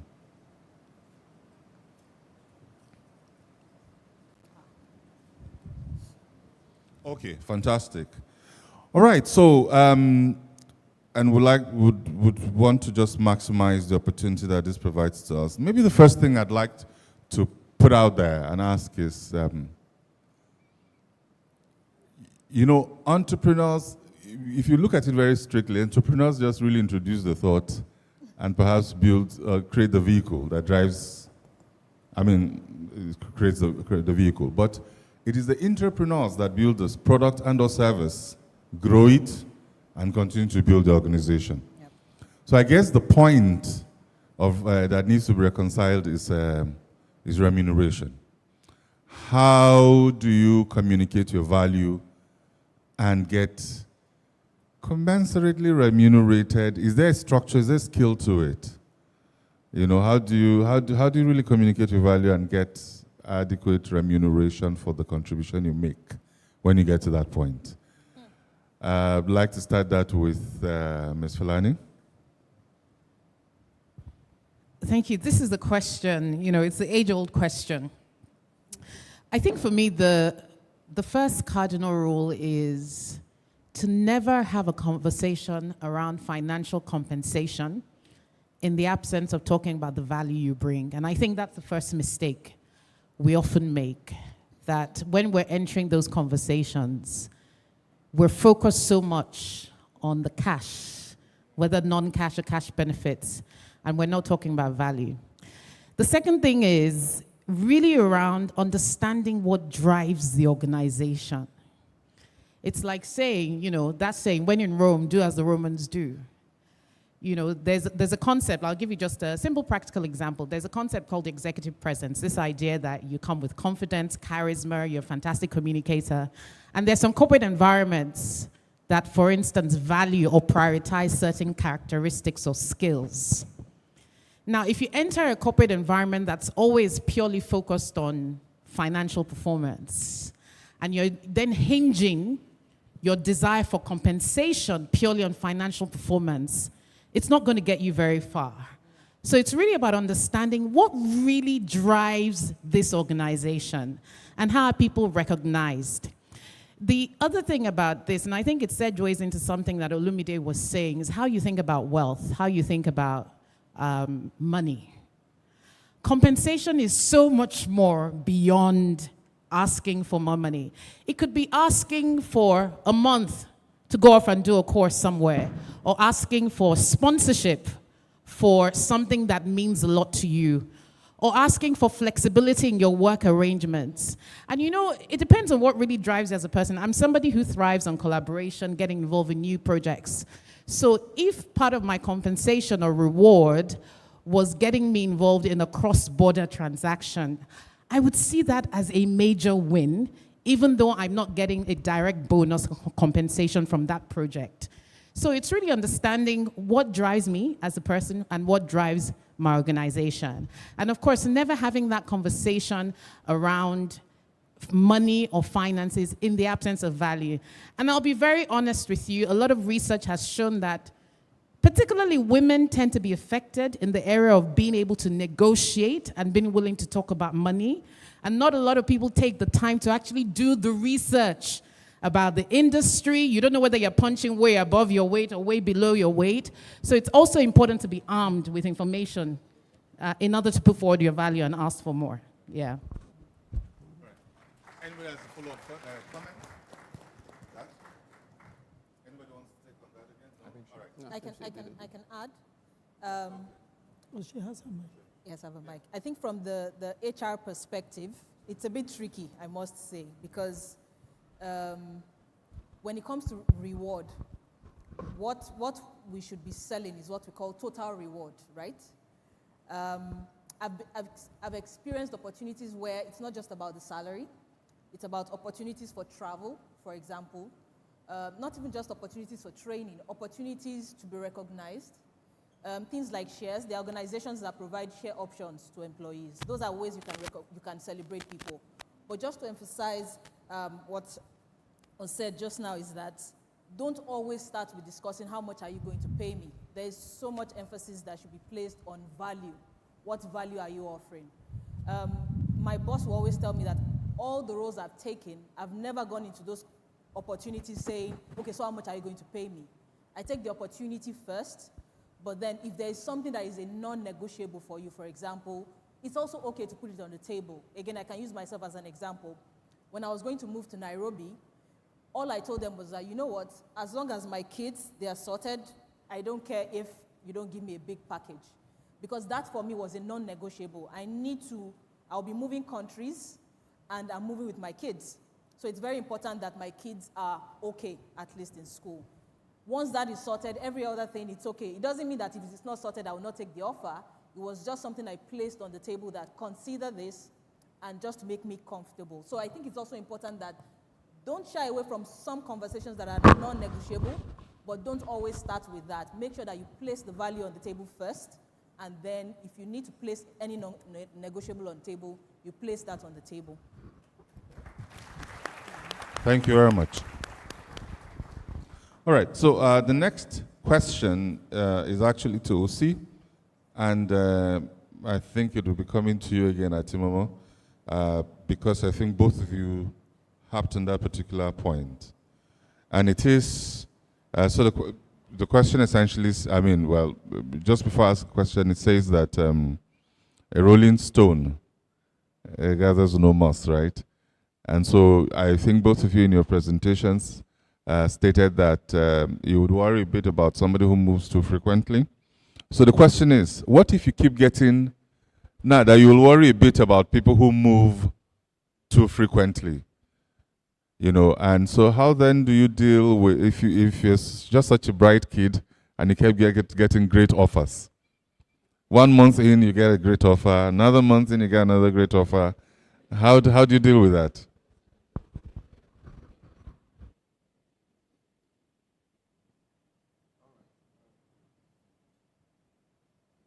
Well, first of all, congratulations, bright kid, for your offers. You see, you need to be careful. I always say, you need to look at life as a long game, okay? We don't think in the short term only, all right?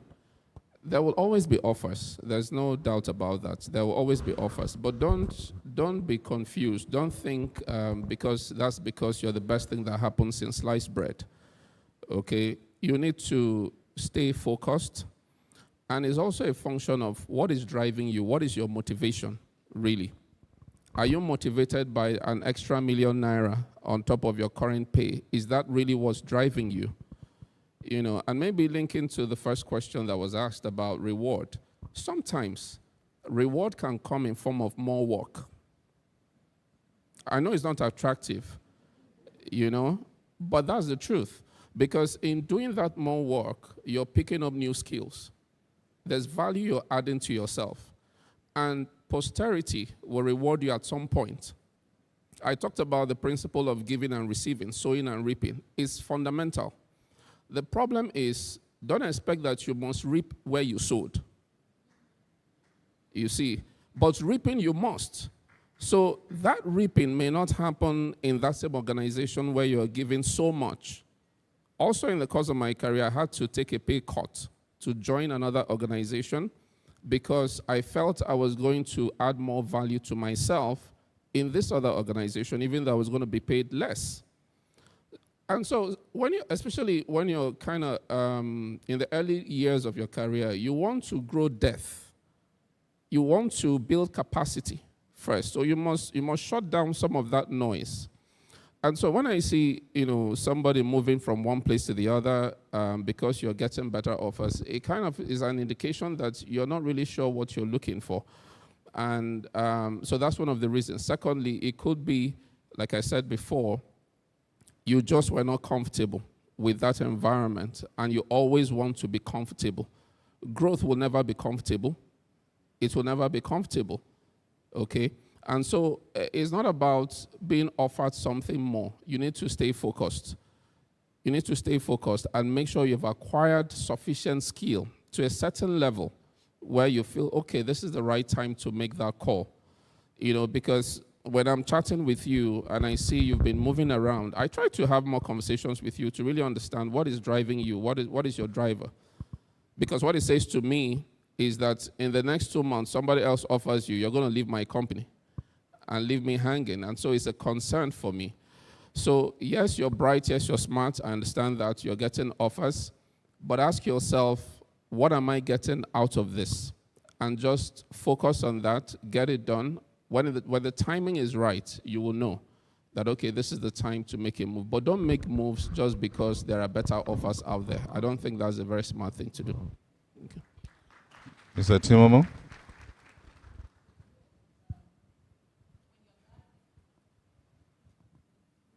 Why you have weeds and you have an actual plant on the grass, and then you have the weeds die quickly when they are being disinfected or something, is because of their roots.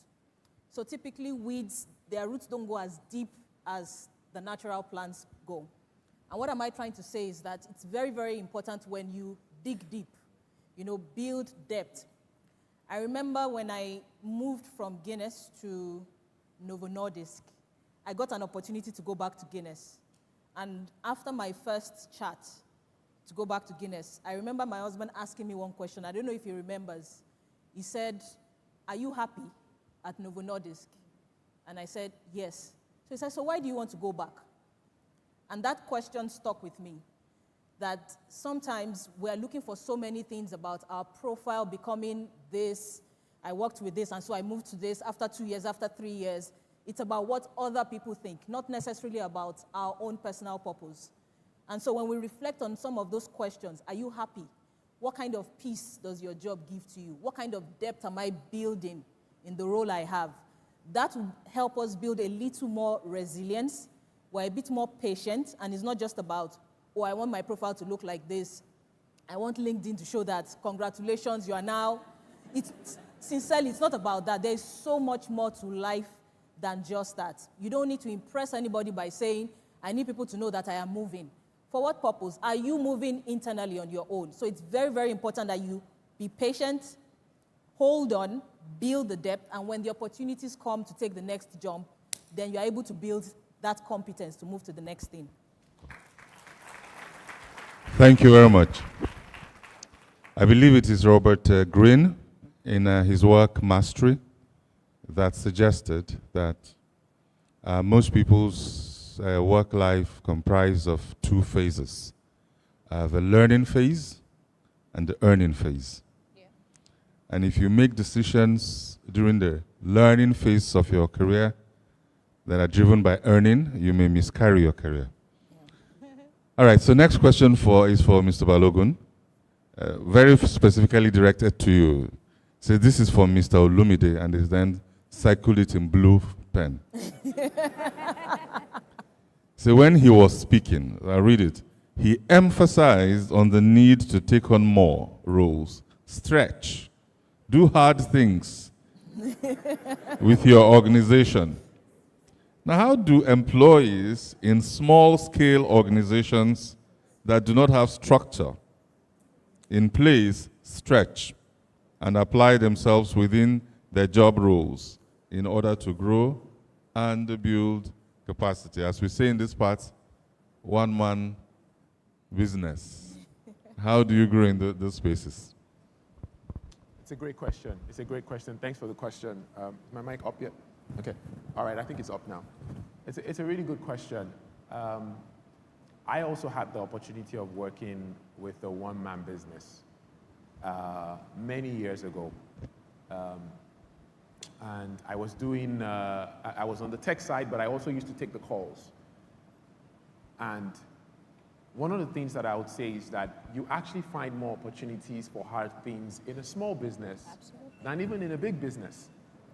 So if you said it for a big business, I would have said, okay, maybe that's even something where I need to spend a little bit of time.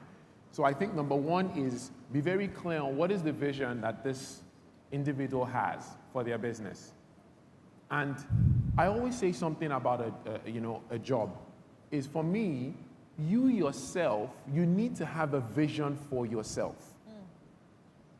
And then you look, what you're doing is that you're looking for a business that can help fulfill your vision and at the same time you fulfill the company's vision, right? So very quickly, I spoke about myself, and I studied at IFE. I studied computer engineering. I didn't have a computer until I was in 400 level for a 5-year course.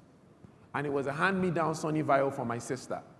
I needed to charge it for 10 hours for it to work for 2 hours. But when I got the computer, And then Andrew Carnegie, a very wealthy man, built a lab in Ife. That was what really changed the trajectory of my life. And I always told myself, I want to do this for more people. So I'm always looking for companies that are trying to provide access for others. So what I would say is when you bring that into a small business, ask yourself and that's the thing where I said, and I know some of the time you can start out and you're just trying to make a living. But at some point you need to start asking yourself, why do you really do this? Because you're not gonna, you need commitment to be successful in anything in life. They say without commitment, you will never finish. So what I would say is that think about how you can help that business push even further. And put a proposal in front of that business owner and say, hey, do you know that we could be doing X? And those are the things that I did when I was working for that one-man business, to the point where, by the way, I was doing this as an IT student. When I was leaving that business, they didn't want me to go. I had to go back and finish do my final year. They didn't want me to leave. When I finished, they were looking for me to come back because I was always saying, no, we should be doing this. No, everyone knew me. Like they'll call and say, I want to speak to Olumide. Nobody else. So how do you think about pushing the envelope for that business, putting a proposal before the business owner and saying, how about you support this and let's help move this business forward? Thank you very much. Ndidi, I know you have a rider, but let me read a question for you, and so you can take both the rider and the question that has been addressed to you. It says, can Ndidi Ukaonu speak more on the career life cycle, especially the degree myth at the taking stage of the cycle? Did you say that? Yes. So I guess I should start by just piggybacking on something Olumide said. When you ask that question about how can I grow in a small business, that small business is not the only platform you have. There is a lot of power in volunteering. And volunteering doesn't always mean that people look for you to volunteer. You can stand up and say, I would like to work with you for this. And you don't always expect to earn a pay for it. One great place to volunteer will be church. Okay? Mosque, if you're a Muslim. What other NGO is there? What is happening in your estate association?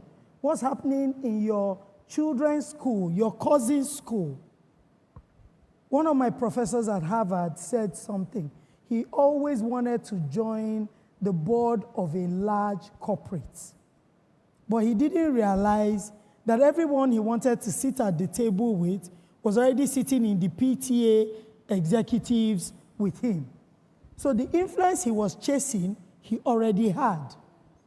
So you must look for platforms beyond even that job. What Olumide said is right. Push the envelope there, but there are other platforms for growth that does not necessarily mean money. Career life cycle. You want me to talk about taking, okay? Look, I'm sorry to break your heart. Every time I say this thing, I have to beg young people. You're not that hot. Calm down. I'm sorry, okay? In the first half of your career, you're not focused on money. Osi said it, depth. You want to build everything that it takes to now demand for money in the second half. I taught the career GPS class, thanks to Bukumi, who is seated here. It's the most sought after class that I teach in the CCG circuit. How your second half is going to look will be determined by most of the things that you do in the first half. So all of you who race through, you're changing, just want to have a title, let them call me manager, be called senior manager. You will not make it to the top. Because when a demand will be placed on you, you have not built enough grit to take it. All right? So what do I mean by you are taking? You are taking skill, knowledge, mentorship, opportunities. That is what you are taking. All right? and it's the organization that is giving you that. In the next half of your career, that is when you're going to start giving. And at that point, you start to reap because you have sown. Can I just say, can I add something? Israel, can you hear me? Sorry, I just wanted to add something that has come up here. You know, there's a difference between giving your entrepreneurial role all your all and seeing it as your all. I think we all owe our employers some balance in our lives. One of the biggest things that has liberated me in the last few years is knowing that I also have a life outside of the workplace. Yeah.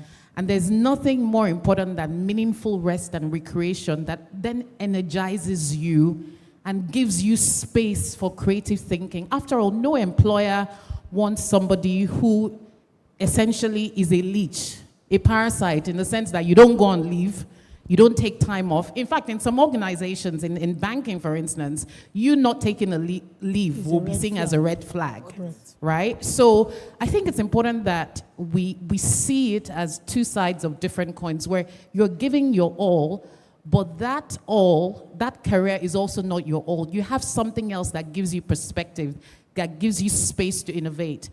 I have I talked about it earlier, how I have this thing I do on the weekends where I'm able to anchor, I'm able to channel my passions.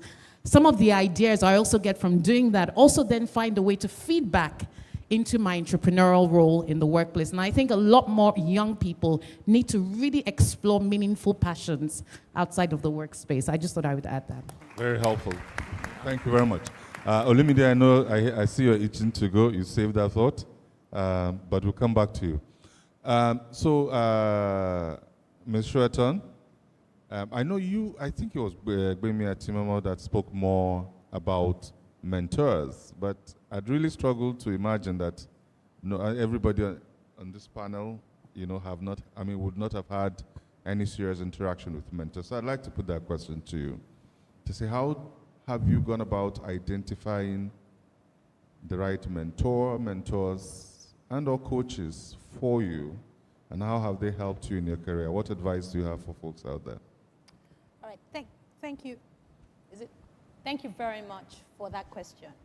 So I would say that I didn't start my career understanding the value of mentors or mentorship, but I was very fortunate to have bosses who quickly recognized my skills and took on that role of a mentor, but I didn't really understand or appreciate it. But by the time I got to the middle management level in my career, I understood the value of mentors, and I started to seek out mentors and coaches very intentionally. And when people talk about mentoring, they always think about maybe mentors are people that are more experienced or older or more advanced in their career. No, I've found in my own career that mentoring can be on every level. So I have gotten mentors from people that work 2-3 steps below me in terms of a grade. So mentor, for example, with technology. The older people are not as savvy and so I've had people who have mentored me in that regard. Mentoring with financial management. Not necessarily has to be someone that's experienced. Mentoring also from people who are doing things I haven't done. So when I got into this role as a CEO, as female CEO, I was deliberate about seeking out, one of my mentors is Mrs. Awoshika, about how she succeeded. She worked in a similar function so that they can coach me. I have a support group, 360, for example, Rolake, NDD, Bumi is here. These are senior executives who are working across different sectors, who have different experiences, and just simply leveraging on their expertise, their experiences, their failures. So I guess my message here is, no man is an island. You can never succeed alone. You need help. And just even sitting down here, all of us are supposed to talk about entrepreneurship, and we've spoken about it from different perspectives. And I have learned from them, and I intend to build relationships with the people that are on the panel. So my message is to, whether you're just starting off your middle manager, or your senior manager, be deliberate about looking out for people who have skills that you covet or you don't have. Either they're junior people or they're senior people. But don't look at mentoring from just you taking, like you said. You must see mentoring as value adding. So they're adding value to you, and then you must think about how can I also add value to this mentor, whether a senior person or a junior person. But if you want to go the extra mile, or if you want to optimize, like I like to say to my team, you need people to either coach you, to guide you, to show you the pitfalls. People have different experiences. So mentoring, coaching is critical, is essential. And I think you have to be deliberate and pray about it and conscious about who you want to help guide you in either your entrepreneurial journey or your entrepreneurial journey. Thank you very much. I just cannot resist the temptation to emphasize a very important point you made there, and that is that mentorship, or indeed any of those kinds of arrangements within that spectrum, because I heard somebody once said, scratch mentors, get a supporter. That's maybe something elevated. And it's true. I mean, there are people who would hold your hand to places and, say that. But again, you have coach, mentor, supporters. That seems to be the spectrum. I mean, something along that spectrum. But at all events, these are people who give you a bit of access to them. And I think we very much lose those relationships when we become takers, when it becomes a one-way street, and it's not reciprocal. I mean, if some named millionaire or billionaire was to give you access today, have you found your destiny helper? Is your next request for house rent? And at that moment, you kill the entire relationship.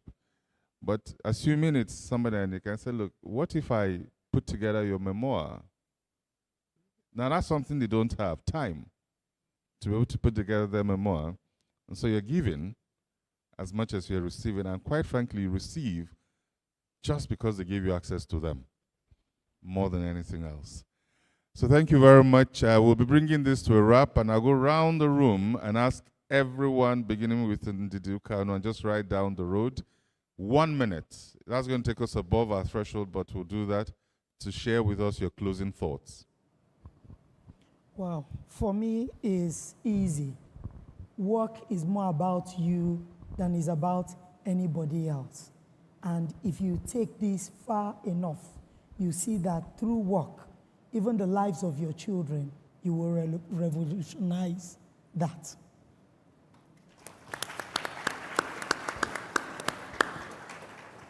I'll just say that we were created to serve. And so as entrepreneurs, remember I said that nobody owes you anything. Go with the mindset that you are here to serve. Don't be selfish about the career. Think with the mindset of what can I give? And that's where you can build your career in the right direction. Thank you. I think just maybe to build on that, I'll just say to close out, give yourself time. Okay, I know that in the world that we are in today, it's a microwave generation. Everything is sharp, sharp, sharp. To see success, significance, building anything that is of great value. I tell young people all the time, it takes time. If it's when you see an oak tree that's big, the roots go deep. So give yourself time. While you're doing all the right things, give yourself time.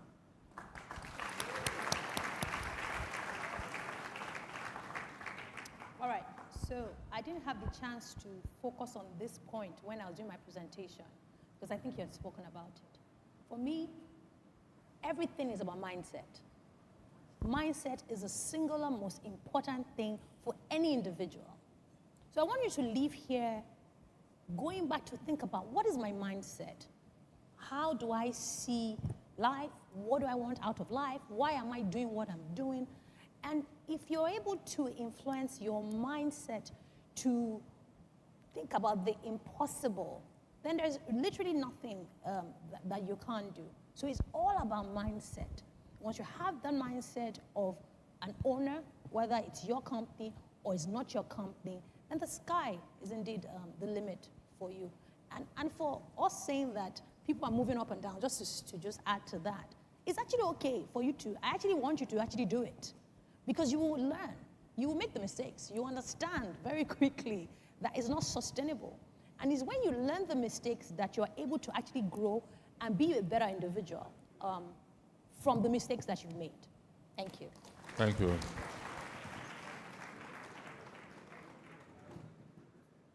Yeah, so I just want to say our perspective to work. You should see work as a ministry, all right? Work is a call on your life. You're giving back to this world. And that's why sometimes I don't fully align with the concept of work-life balance, because for me, work is an integral part of your life. Because when you separate work from life, are you dead at work? You're alive when you're working, right? So it's one and the same thing. And so you should see it that way and give it your all. Play the big game. See the big picture and not expect immediate gains. And finally, I talked a lot about care. I still think that is very important. That is fundamental. As you go about your business, show some care. Think about how to make life better for others, and value will follow you. Thank you very much.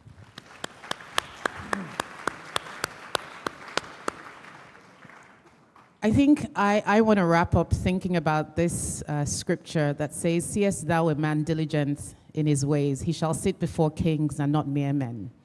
And you know, we often think about purpose as this big thing that we're all chasing. It is actually possible to find purpose in work. And what better fulfillment it is to be able to plant a tree whose shade you may never sit on. So I would say that whatever it is your hands find to do today, whether you're junior management, middle management, senior management, just work on it like your life depends on it, and eventually you'll reap the rewards. Thank you.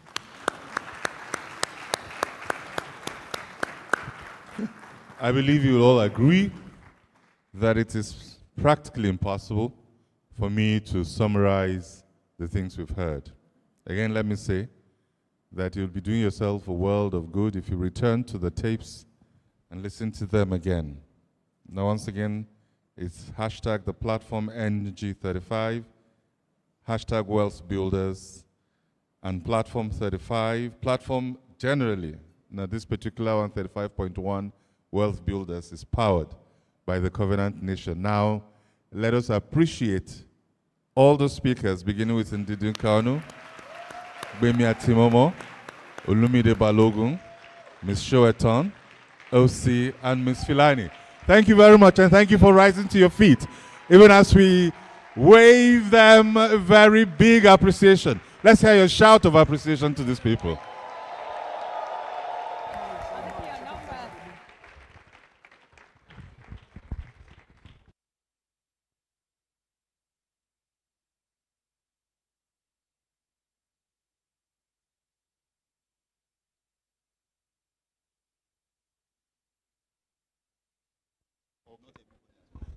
All right. So please remember not to use that place. Let's use this one. You may be seated. Thank you very much. So I've just been informed that some refreshment is available.